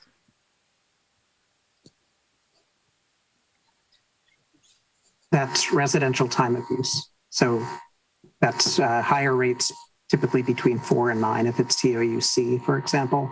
You've probably heard the ads on TV for Keep It Golden, and there's a statewide campaign on shifting all customers to time of use rates. All customers in Hayward who were not already on time of use rates were defaulted last month on time of use rates. And so how much are they paying between the hours of 6 to 9? It's a 4 to 9, 17% increase during summer, and a smaller difference. But most customers pay less annually on time of use rates based on our analysis and PG&E's analysis. On an annual basis, the rates are higher between 4 and 9, though. And I'll just add, because I did the analysis, that the reason that TOU number is higher is this was based off PG&E and EBCE's joint rate analysis, which covers customers across PG&E's service area. And as Dan mentioned, up until just a month ago, time of use rates were optional, whereas now they're mandatory. So the monthly usage time of use rate average was 590 kilowatt hours, whereas the non-time of use was only 411 kilowatt hours. So we can expect that number to level out as customers are switched over to the time of use rate. Okay, so I have another question, and I will say the information here on this PowerPoint presentation and some staff report was a little bit confusing. So it's a lot of clarifying questions, if you will. So a resident and the regular resident of $116 a month versus the TOU of $175, roughly, let's say a year ago today, how much were they paying, roughly? I'd have to dig back into our past joint rate comparison document, which is online. But rates have increased. I mean, what customers pay for energy has increased since last year across the board. How significantly? No, go ahead, Danny. Dan, I can just add, because I did use these numbers to create this analysis, and I think it says the number of accounts that are represented by each different rate class, or I thought I saw that listed somewhere. But that's the January, based off January 2020 rates a PG&E residential customer on average pays that with the opt-up cost would be $116 a month. As of this January, correct? Yes. Or previous January, you don't have the number for? I can look that up if you'd like, yes. Yes. And one of the things I do want to ask is multifamily units. When we're talking about residential, how is multifamily specifically identified? These numbers are based off of meter types. So if you live in a multifamily unit and you're a renter, you're going to have the same residential electric meter type as a single family home. So they wouldn't really be separated here in this data. Okay. So I will just share that my PG&E bill is roughly, the last time I checked, and was like, I'm going to give the last 3 months of what I remember, is roughly, and I pay ahead, so you have to forgive me, is roughly about $70-ish, maybe a little more, maybe a little less per month. I will say personally, as a working person, if I were to see a bill of $175 for my energy usage, I would be jaw dropped at that particular rate. And the fact that we do have an eviction moratorium being lifted, supposedly by the end of this month, we do have a lot of these shelter in place ordinances and a lot of the safety nets that are out there potentially dissolving, number one, and number two, no true plan as to how to move forward on protecting a lot of people that are going to bear the brunt of a significant amount of different blows, from housing to some of these rates to a lot of other things, jobs and so forth. Is there a plan to use the reserves that you guys have, the several $1 million, as was alluded to earlier, to potentially offset some of this, create safety nets or a program that coincide with us trying to hit our green numbers, but also really thinking from an equitable standpoint? And I'm specifically mentioning residents, large commercial, agriculture, things like that. That's a whole different ballgame, but specifically residents.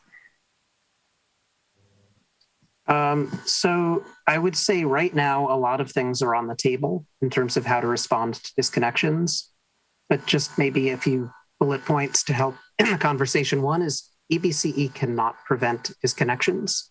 Even if we credit customers, our portion of the bill is a minority of the bill, right? Most of your payment goes to PG&E for PG&E services, and ours is a fraction, even just of the electrical cost. So we could clean out a customer's arrears and they would still have their power shut off. So we're struggling with how to reduce customer disconnections without having the control or the ability to prevent that from happening, even if we wipe their arrears clean from the EBCE side. And then we could, it's up to the board to determine how our budget is spent. So if you're looking at the reserves and wanting to spend them, that's certainly something that, you as a member of our JPA could bring to the table. But a very short answer to that is that there's a correlation between reducing our amount of funds in that rainy day fund, or what you want to, our reserve account, and what we pay for things like electricity. 95% of our budget is going toward paying for electricity. Our reserves make us a better counterparty, and so we pay less. So I think our per unit cost of electricity would go up if our reserves went down. And that's a really simplified answer, but I just want to say it's not as simple as just saying, let's spend the reserves and not worry about other things. Everything's kind of connected. Okay. And Mr. Pearson or Mr. Amiri, you want to respond? Yes, Eric, you had your hand up. No. Yeah, maybe if Alex wants to go ahead.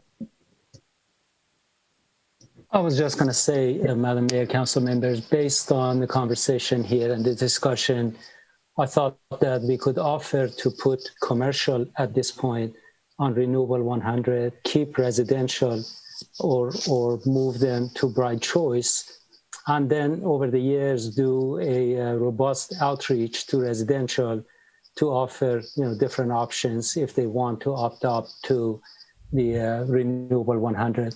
About 2/3 of our energy usage is by our commercial, large and small, and that is going to make a big difference if they are on Renewable 100. It's not going to be 100%, but it is a good compromise to address your concerns regarding, the timing and such. And Mayor, I would just echo that I think by doing that, I think it helps address the council concerns with the impact on residential accounts in these next few months as the eviction moratorium is lifted.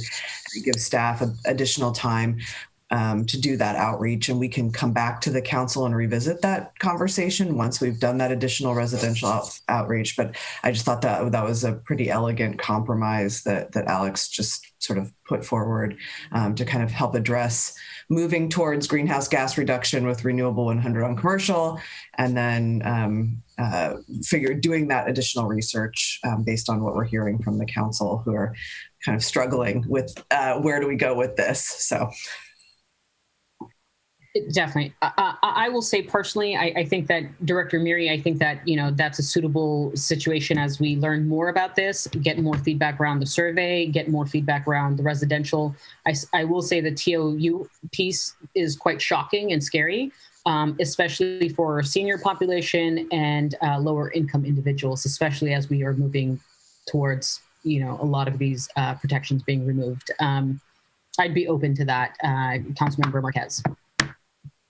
Okay, before we go to second round of comments from people, I'm going to weigh in. I'm very disappointed in this discussion and that this council is backing off of what I thought we have been a very strong council on environmental issues.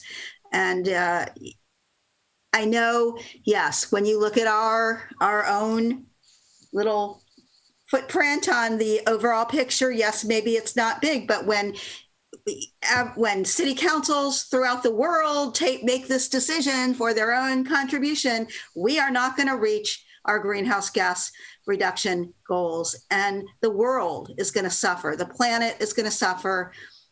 I really very much appreciated the comment from Tom Kelly about probably the Youth Commission would be telling us to do something different here, because it's their world, that we're, that we're harming actually. And I've been so proud of the city of Hayward for doing the right thing environmentally.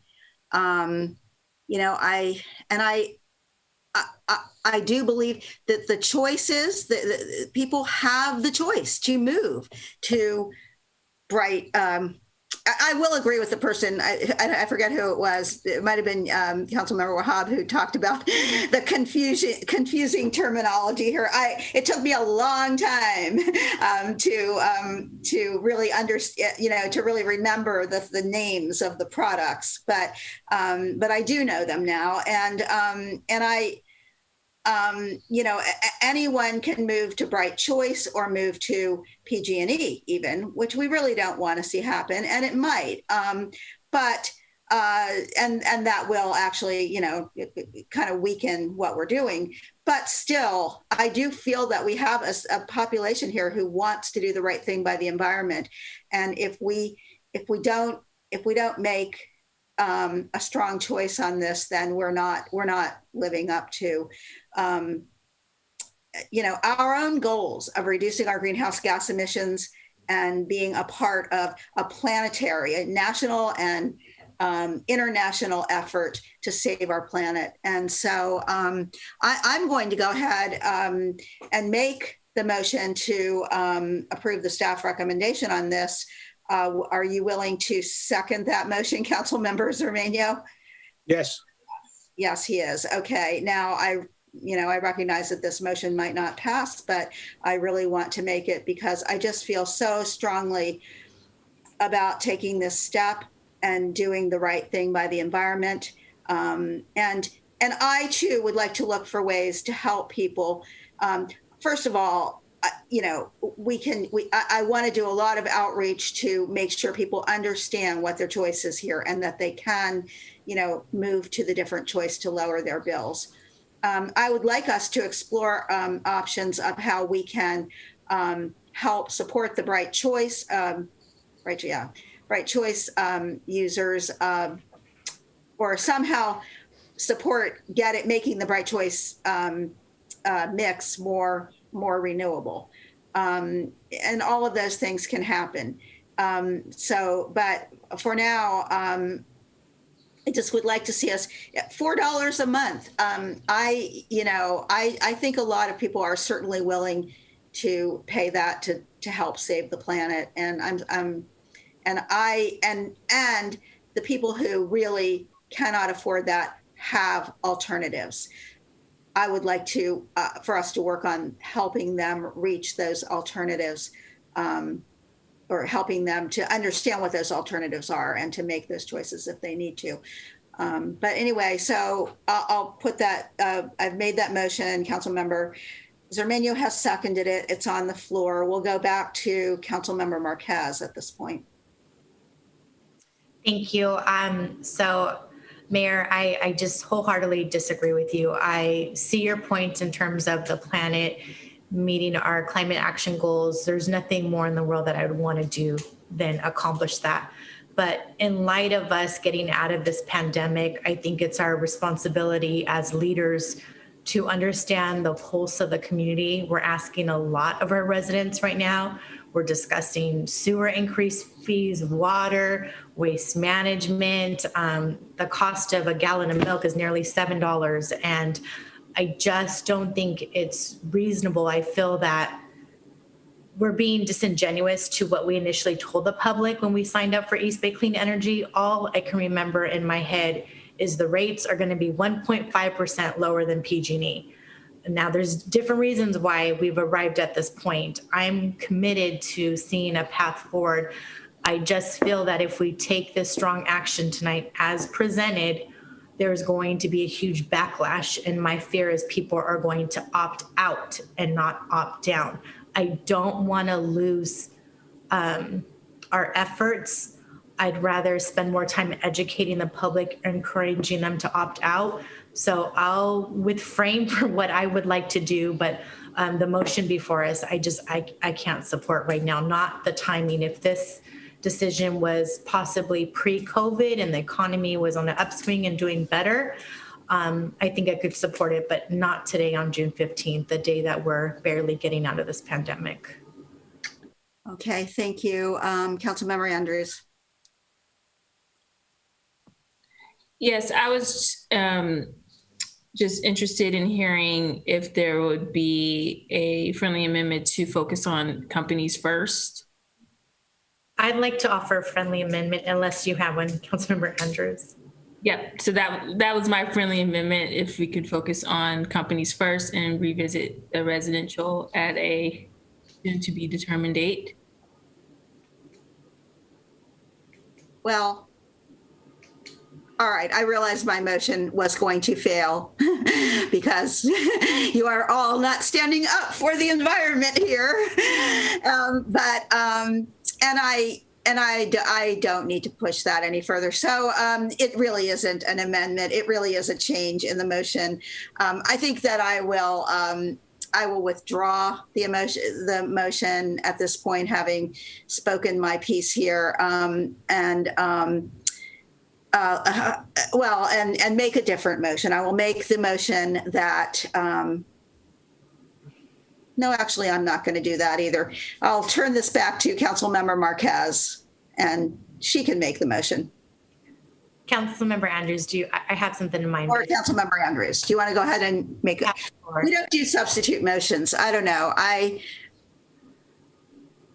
really feel strongly about this, and I would really like to have this vote on this motion. And if it fails, we can have another motion. I would, if I can just point of order, if we can, let's vote on this, and then let's go to the next. Because I do have some remarks. Made by me and seconded by Councilmember Zermeño. What's a friendly amendment? It's really not an amendment. It's But changing. somebody had a friendly amendment.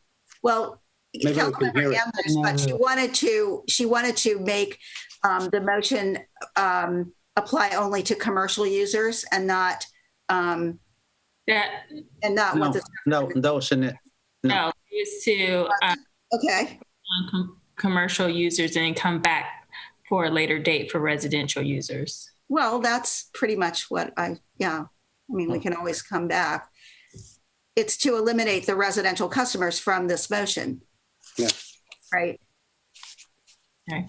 I mean, it's to come back later, but I understand what you're saying. So I think it is a different motion, but do you think that, ask about that. Is that an okay amendment? Would that be characterized as an amendment to the? It's really a substitute motion. It really is, and we don't really do that. So let's go ahead and vote. Amendments are very minor modifications to a motion. Yeah. So, I think we should vote on this, and then we could do next. Go ahead. So, call a question.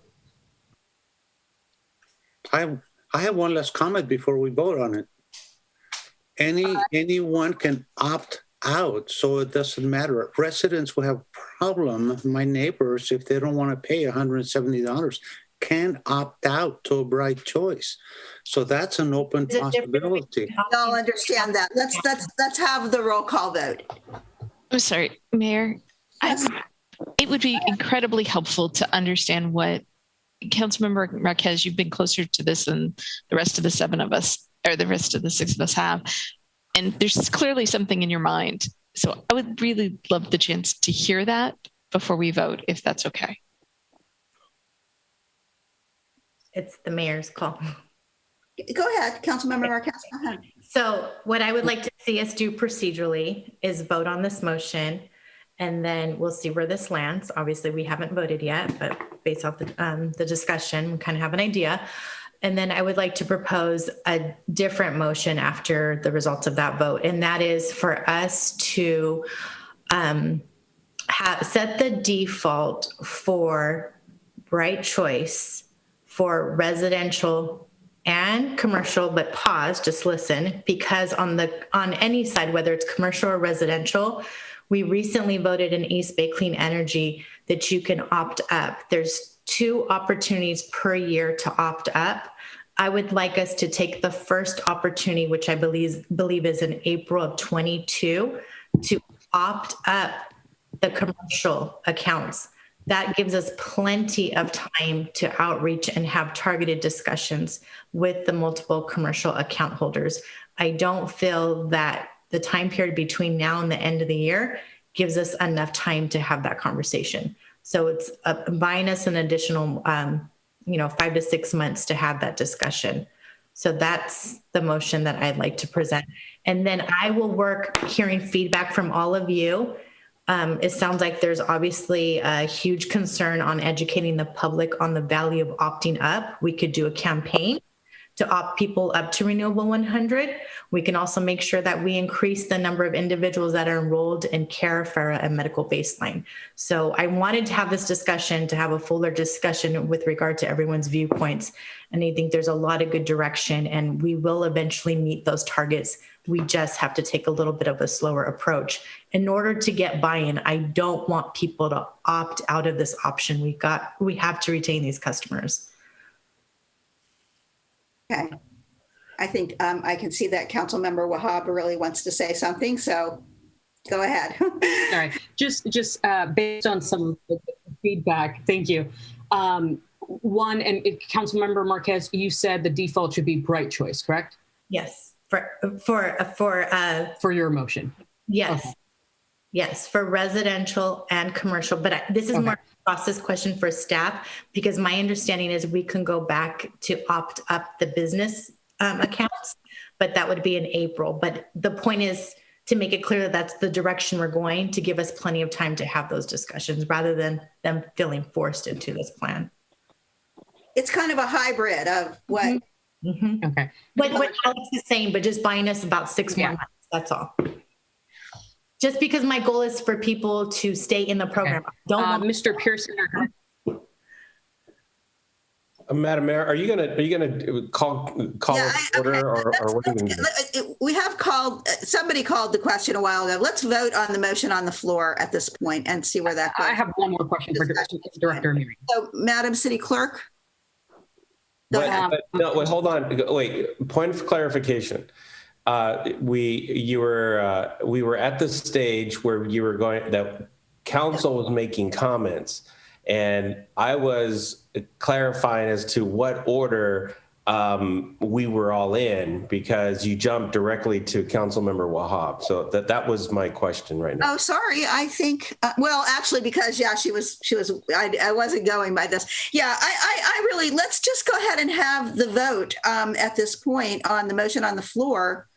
Well, I mean, I don't really want it. I mean, I'm hoping maybe people will get to wanting to vote for this motion. But it seems like we're just, if we go ahead and do this, and maybe it will pass, but if it doesn't, we can entertain different motions. And I think there have been a couple different approaches recommended. So, Madam Secretary, will you go ahead?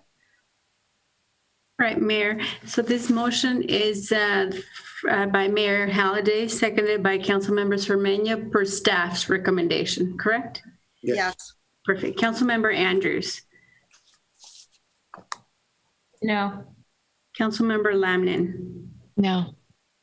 Councilmember Marquez. No. Councilmember Salinas. No. Councilmember Wahab. Yes. Councilmember Cermeño. Yes. Mayor Halliday. Yes. Okay, thank you all. So the motion does not carry by a vote of 4 opposed to 3 in favor. So now let's go back to, does someone want to make a different motion? I think Councilmember Marquez was on her way to doing that. So I would like to ask Director Almari to repeat his idea, because I support it. Mine's just a little bit of a hybrid, adding a little bit more time. So if you could just repeat it succinctly so we all know what we're voting. But I basically am supporting. Well, his recommendation was the default for commercial and being renewable 100 choice for all residential. So I agree with that. I'm just asking for more time on the opting up portion. So what you really want, though, is, I mean, do we have to declare a? I just want to make sure that I could even set this motion. That's why I was going off staff's direction, so, adding a little bit more time. Mr. Ameri, I mean, are we sort of compelled to choose I've lost the term, a default tonight, or, I mean, we can't wait till next April, right? So. No, you have only a couple of weeks now to choose a default. Otherwise, as of January 1, the default is going to be Bright Choice. So now you're making a decision my recommendation was to put the commercial, upgrade it to Renewable 100, and keep residential on Bright Choice. We will do some outreach. We'll come back to you early next year. You can make a decision at that time whether you want to upgrade residential, a portion of residential, to Renewable 100 also. Okay, but can't we revisit it in April with East Bay Clean Energy on changing the default? I would say so. You have a chance to do it once a year. Yes. It's not twice a year. My understanding was twice a year, October and April. So can staff from East Bay Energy clarify? I apologize. I was looking for those dates. Normally, Alex DeGiorgio manages those things, but I do believe that, yes, there are 2 different times per year where you can opt up. Essentially, the policy was put in place to give us 6 months notice to prepare. So that's where that policy stems from. And then also, we don't want cities changing multiple times per year, which is why the decision was made to only allow it once per year. But I think you are correct, Councilmember Marquez. Okay, so thank you. So my motion is for our residential and commercial accounts default to be set to Bright Choice effective January 1st, 2022, with the commitment that we will work on revisiting Renewable 100 for our commercial accounts. But that will come the first opportunity that we can in the upcoming year. Second. That was Councilmember Salinas. Okay. And then, okay, Councilmember Lamnon.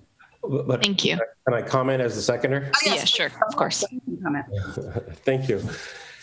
First of all, I wanted to just say my appreciation to Councilmember Marquez and, of course, Director Ameri. I think that's a great compromise, and I think it certainly makes me feel comfortable.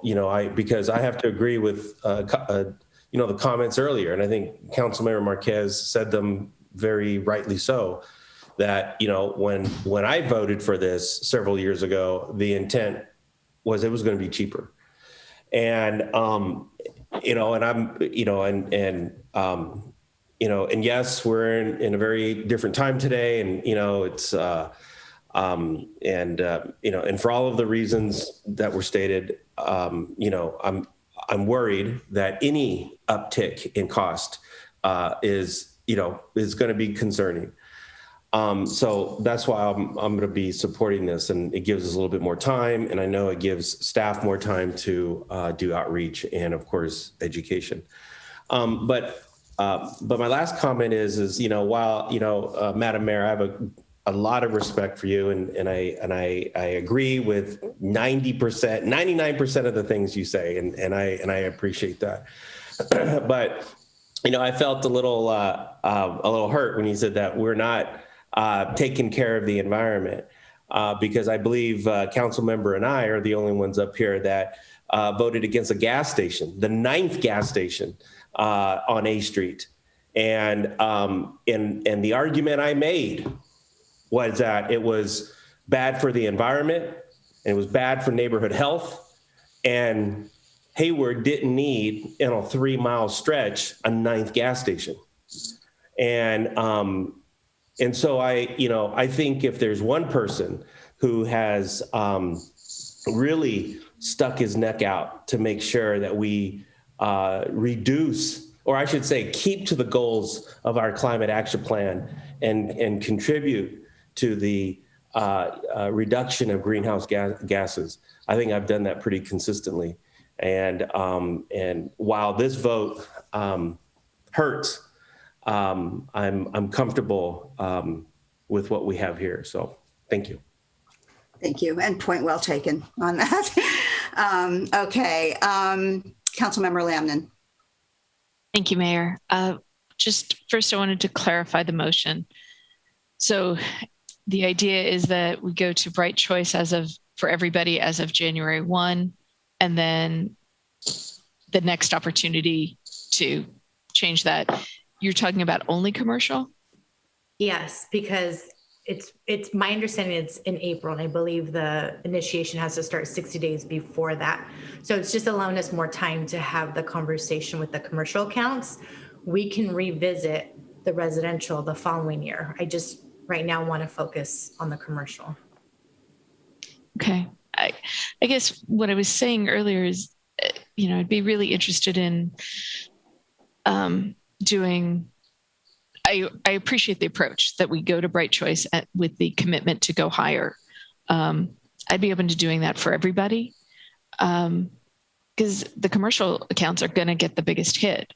I mean, I absolutely know that $4 can be a make or break moment for families, and $8,000 can be a make or break for our businesses.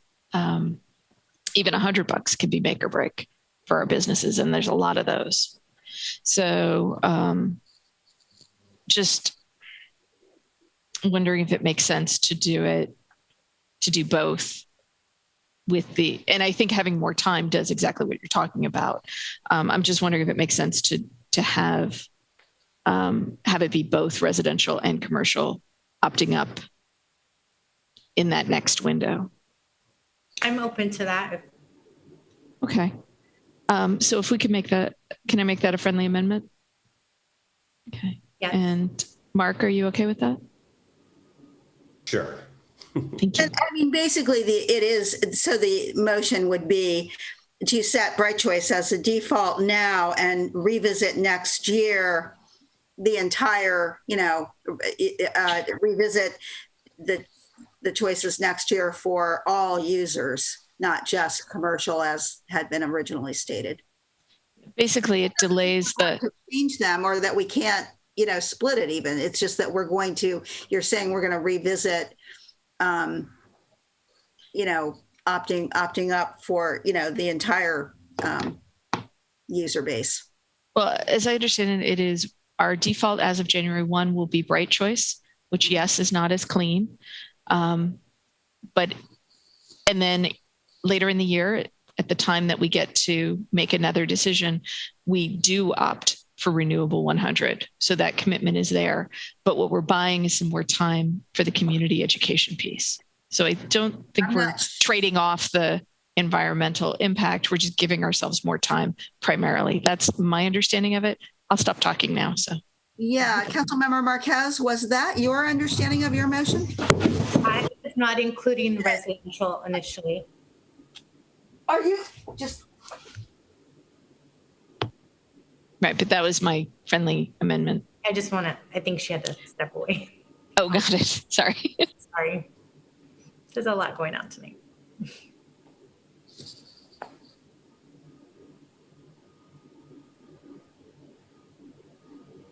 I'm sorry. Our cat just jumped off the dresser and dropped and created a big noise. And I was worried, but sorry. Okay. You're asking for clarification. So repeat what you're asking. You got distracted. Oh, yeah. Sorry about that. Yeah. So what Councilmember Lamden is saying is the motion would be to state our intention of moving up to Renewable 100 at our next opportunity next year, when we have time to have more community input. Whereas I'm not quite, your original motion was kind of to do that with commercial only. So correct. I think that's the basic difference there. Yes, but I'm open to her amendment if there's support there. I'm open to it. But the seconder, I think Councilmember Salinas did agree. Okay. And yes, Councilmember Salinas, you said that you were okay. So now I'll go. Can I just clarify that it's not going to the council will still have to come back and adopt a new resolution next year.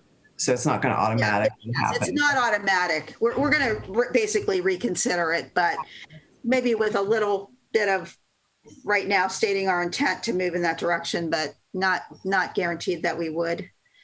We still have to make that decision next year. Okay, Mr. Ameri, go ahead. Just a point of clarification, Mayor, that there are only 2 dates that a change in default rate can go into effect. I'm looking at the policy. One is in March and the other one is in October. And the notice to EBCE will have to be made 6 months in advance. And jurisdictions have only one chance every 2 years to change their default. Just wanted to clarify that. Okay. So would we not be able to do it next year because we're doing it now? You're not doing it right now because the way I understand it, you're going to keep it as Bright Choice beginning January 1. But if you wanted the implementation to go into effect in March, we'll have to make a decision in September, 6 months in advance, to let the board know. Or for October, we'll have to make a decision 6 months in advance of October or in April in order for the default to change effective October of 2022. Okay, so Councilmember Marquez, what is your motion then? Because let's keep it as is, the default Bright Choice for residential and commercial. Now that we have the specific policy, we can revisit the request because it needs to be 6 months in advance. And I'll just say we'll revisit it. I'm not going to specify for all accounts. We'll revisit it. Obviously, we need to have another discussion. But the intent right now is to give staff direction that is our goal. We're going to move towards renewable energy for all accounts. Okay, and you were talking about April, but probably we ought to make that March so that then should we decide to make a decision, that would go in, not go into effect until October. So. Me too. Correct. All right. All right. So, not clear for staff because I'm sorry for making it convoluted, but is that clear to everyone and to staff? Yes. I just want to clarify though, Alex, you said that we can only make a choice every 2 years. So would we be able to make that change next? Because this doesn't count. What we're doing right now doesn't count. Is that what you said? Correct. Okay, I just wanted to clarify that we would still be able to make that change next year if the council wants. And Mr. Lieberman is also nodding in agreement. I believe that is the case, that Yes. Since this Brilliant 100 option is going away, that it's a different situation. Yeah. Okay. So do you understand, Councilmember Salinas, and are you okay with the motion as the seconder? Yes. Okay. Now we will go to Councilmember Wahab. Okay, so this is the question I wanted to ask a little while ago. Are individuals or small, large business, residential, so forth, able to opt lower? Correct. Correct, right? Yes. Okay. And we are able to opt up as well. Okay. Correct. That's correct. So Mayor, to your comments earlier, I specifically wanted to state that I actually fully support, the Renewable 100. My concern is more, what is the plan for the residential, right? I actually do think that we can move to Renewable 100 primarily because the cost from Renewable 100 to Brilliant 100, or Bright Choice, I should say, is about $5 in between for residential, and it looks like $7 or $8 for you. In my concern, and this is, I would like to kind of communicate with the motioner if it is default be Renewable 100 with significant marketing and advertising that they can opt out, number one, and number two, that there be a request that a small portion of the reserves are allocated for those that are in need, that are part of this program, as well as the amplification of the other options to whether it's health concern or some of the other things that get reduced or supported services. First of all, okay, on the first part, are you asking her to amend the motion to basically reverse it and have people have the default be Renewable 100? I am just trying to communicate what I wanted to communicate earlier. If the motion sits, I'm just sharing that I personally do want to move to Renewable 100. Okay. Is the greener piece. The difference between Bright Choice and Renewable is not that different or significant amongst each other. However, my big concern that I raised prior to the last motion was, what are we going to do to support the residents, in particular with not only cost, but then also some of the other programs that is available to them. I think that's the core of the issue that we are discussing tonight. But we have no real voice except as our one voting member in making that decision. Yeah, she is our liaison, number one. That's not something we can do. We can say we'd like to see you do that. I think that's what you're saying, right? Definitely. I personally will be emailing staff about this in particular, but that's why I asked for Councilmember Marquez to just, take in what I'm potentially saying and whatever she ends up deciding as the motioner. But that is kind of the core of what I wanted to highlight. Okay. Thanks. I just want to make it clear, we don't control the reserve. So council could give direction to Councilmember Marquez as the voting member, but it's up to the PBCE board. Yes, and then the second opportunity was I was fine with Director Amiri's original suggestion of commercial move forward into renewable 100, and the residential piece, we take a deeper look at, if you will. Okay. All right. But the motion is what it is going to remain what it is. And I'll restate it when we get to it. Council members Armenio. Thank you. I have a friendly amendment. I would like to see if the maker and the mover would go with bright choice for residents only and renewable for everybody else. And the rest of the motion can stay as it's stated.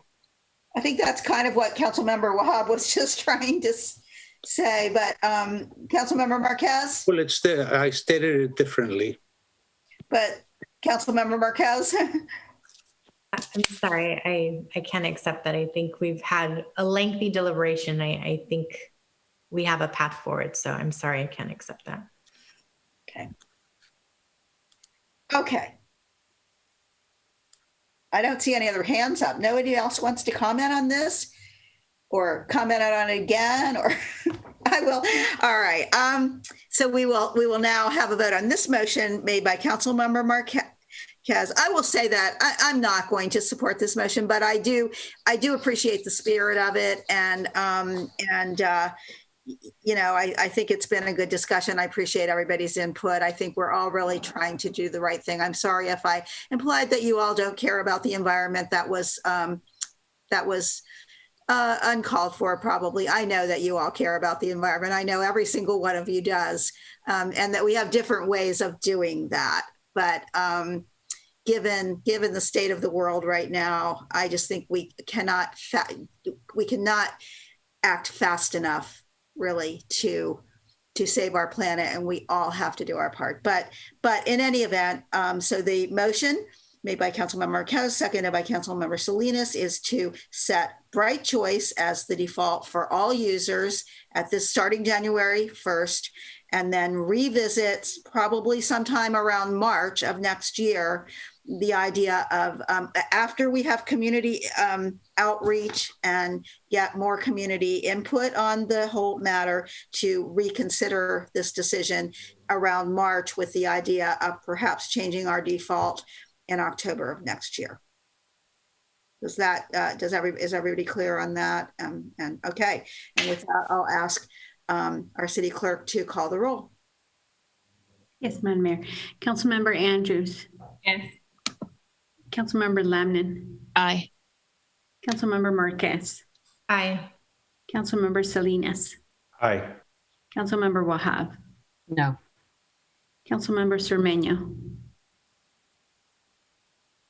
No. Mayor Halliday. This motion passes with 4 aye votes and 3 no votes. So as much as we're not ever going to all agree all the time. And I do appreciate the discussion, and I don't think we're really that far apart. And it was a difficult choice that we were faced with, and we have made a decision here. And so staff will, the staff and Councilmember Marquez and Councilmember Wahab, who is you are our alternate to East Bay Community Energy, so you may be able to have a little more input at some point if Councilmember Marquez can't make a meeting. We'll be working through East Bay Community Energy, and I hope we can all look forward to a brighter and more renewable energy future. And with that, we actually have finished our regular business this evening, and we can move on to comments by the city manager. Thank you, Mayor and Council. I just wanted to share a little bit, now that it is June 15th, share a little bit about the city's plans for reopening City Hall. A number of city facilities have been operational throughout the entire pandemic, but the main operations out of City Hall have been shut down. As you know, we opened the main library for limited walk-in hours a couple of weeks ago. It's going very well. We are intending to do some limited walk-in hours at Weeks Branch, hopefully by June 22nd. And so, and I'm going to caveat both of these announcements with, we're still going through the meet and confer process with our bargaining groups to bring people back to the office and to bring people back in person. So that may hamper some of these plans, but this is the plan right now, and we're still waiting to hear back from some of our bargaining groups about the return to facilities plans. So for City Hall, we are planning on Tuesday, July 6th. City Hall will be open to the public for limited services daily from 9 a.m. to 1 p.m. And then beginning on September 13th, 2021, we will be back to regular business hours of 8 to 5. And so that is a sort of phased approach. We are still waiting on guidance from Cal OSHA and others about mask mandates for now, and who gets vaccinated? Can we know who is vaccinated? So there's still a lot of questions about how, as city employees, we're not sure we want everyone back in the building immediately, especially if there are individuals who have not been vaccinated yet. So we're phasing it in, and just getting folks back into the facility and reopening it, which could also, there may be some things we find that we didn't expect that changed in the facility during the pandemic. So just wanted to announce that, and that we are still requiring masks in all city facilities. So I hope that members of the public will be respectful of our staff if they ask them to wear a mask still. And that is, individual companies and businesses have the prerogative to require masks, even though that is no longer a mandate. And we're doing that for the protection of both our residents and our employees. So I just ask that folks sort of be thoughtful and abide by those regulations in city facilities for the time being. So thank you very much. And I'm happy to answer any questions about that. Okay, do we have, Councilmember Andrews? Thank you, Mayor. I just wanted to remind everyone City Hall will be closed this Friday in observation of Juneteenth, and that we will be having a Juneteenth job, wellness, and resource fair in City Hall Plaza. I look forward to having you all there, and we will be having 300 vaccinations and $50 gift cards for the first people who are vaccinated to Farmers Market, which will be happening next door. And I just want to again thank Diane Castleberry, Mark Williams from AC Transit, and so many others, including city staff, for their continued patience with us in putting this event on. And also want to thank the Golden State Warriors as well as the Oakland A's for donating some swag. So hopefully you all get some swag while you're out there. Thanks. Okay, well, Councilmember Andrews has moved us into the next item, which is council reports and announcements. It's okay. It's okay. I don't think anybody had any questions of the city manager about her report. We were glad to hear it. But yes, thank you I think we're all looking forward. And thank you for your, Councilmember Andrews, for your, I know you've done an enormous amount of work to get the Juneteenth event organized, and we all really appreciate that, I think. Councilmember Wahab. Thank you. I did have a question for our city manager. We can go back to that item. No worries. And I've done that myself multiple times. City manager, can you walk us potentially through the plan around the eviction moratorium? What is the latest and greatest? So right now, the eviction moratorium expires statewide June 30th. We are actually bringing an item to council next week for consideration to potentially extend the residential moratorium through the end of September, but to remove the commercial eviction moratorium effective June 30th. We believe that the state will take action to extend the eviction moratorium, but we wanted to just make sure we're protecting the residential side a little bit longer, just to give time for people to, get back to full work and, be able to negotiate payment plans with landlords and things like that. So that was our sort of approach that we're planning to bring that back for council consideration next week. And then if the state preempts us, obviously, then that would be fine as well. So, but it protects the city either way. Okay. And then as far as, since we have moved into so many tiers over the course of, so many months, will we be, let's say for obviously today and moving forward, explain what is expected from the average resident as they enter businesses, as they move forward? Are masks required? Are we doing any social media promotion around?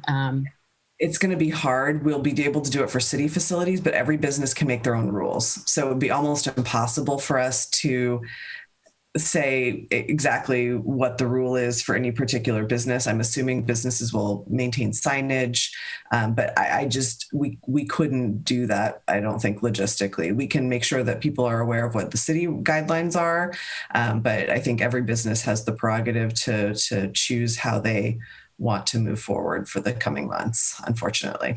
Okay, no, I appreciate that. And Mayor, that was the last of my questions, but since we're in the comment section, I just want to give kudos specifically. Wait a minute. Oh, okay.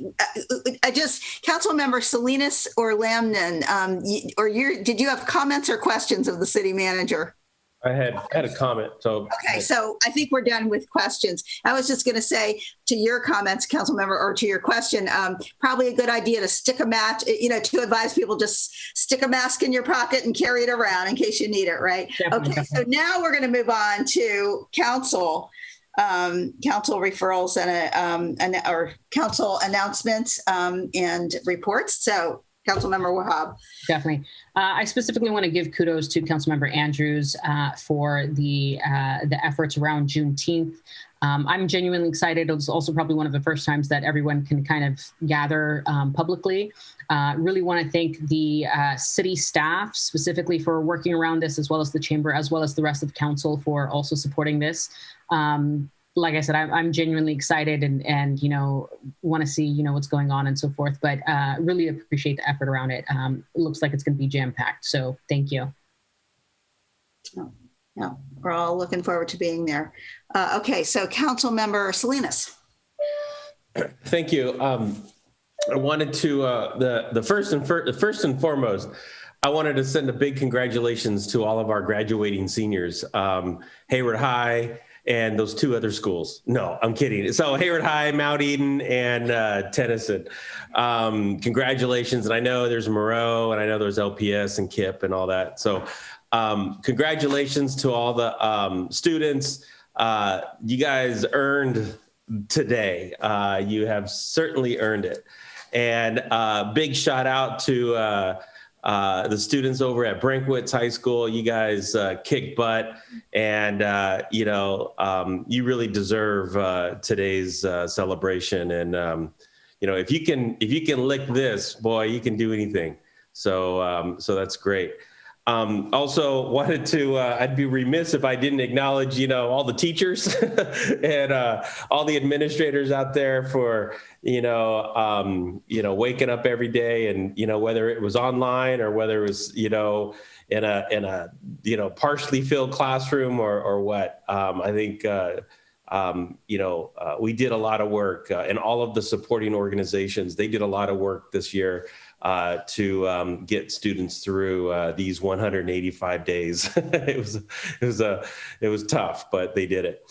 And then secondly, I just wanted to, I know today we're opening and, we're sort of returning to some sense of normalcy, but I can tell you right now, this councilman will be wearing a mask for some time. I was telling a couple of friends the other day, I didn't come this far, to get sick. And so I'll be wearing my mask and, probably for the rest of the year. We'll see. But I am optimistic. I am hopeful about the future. Over the weekend, I did see a little buzz out there, around town. There was a little bit more people out there walking around, and so congratulations on everything, and thank you, city staff, for supporting our local retailers to get them back open again. And so, and then lastly, Councilmember Andrews, we'll see you on Saturday. Okay, thanks. Councilmember Lamnon. Thank you. Just a quick update as your friendly neighborhood housing authority of Alameda County rep. Wanted to let folks know that with the federal stimulus package also came some additional housing vouchers. Alameda County will be receiving those. They're targeted for folks facing or fleeing domestic violence, folks who are homeless or at risk of homelessness. And so if you know folks in those situations, I know it's never enough. It's a nice amount of vouchers, but it's never enough. But if you know folks who are in those situations, do have them call 211 to get on the by name lists, to get on to the registration lists, because it is those coordinating bodies that are going to be looking at the vouchers. So 211, right? 211. Yeah. Okay. Great. Thanks. Thank you. So that's it. I'll just add that, yes, there was a lot of buzz around downtown this weekend. And in fact, we had two, not just one, but two ribbon cuttings for new, and wait for it, vinyl record stores. Now, some of you might not know what vinyl records are, but it's a way to listen to music that doesn't involve an electronic device. Like, they spin around on a turntable, and there's a needle. It was invented by Edison. Anyway, apparently vinyl has made a big comeback and it has drastically increased in the last few years. The number of, and these have to be old because I don't think they're actually making them anymore, but like used vinyl records from, music that was popular when I was young. And so two of them, one of them, they're both on B Street, practically right across from each other. One's called the Stacks, I believe, to be distinguished from our own use of the word stack. And the other one is called Ska Dog. I can't remember exactly why that was, but there was a reason for it. Anyway, those are the two vinyl record shops. Stop by, say hello if you haven't already, and browse. If you don't have a turntable, you probably can't play the records, but the covers are neat to look at. So anyway, stop by and say hello. I know we had council members Lamnon and Andrews there for the ribbon cutting, and a lot of people came by. The farmers market was going on, and downtown was definitely buzzing on Saturday. So I think that's a good sign. But as we said earlier, best to keep a mask in your pocket as we go forward. And with that, and having no further business this evening, until our next meeting a week from tonight on June 22nd, we're adjourned. And thank you all.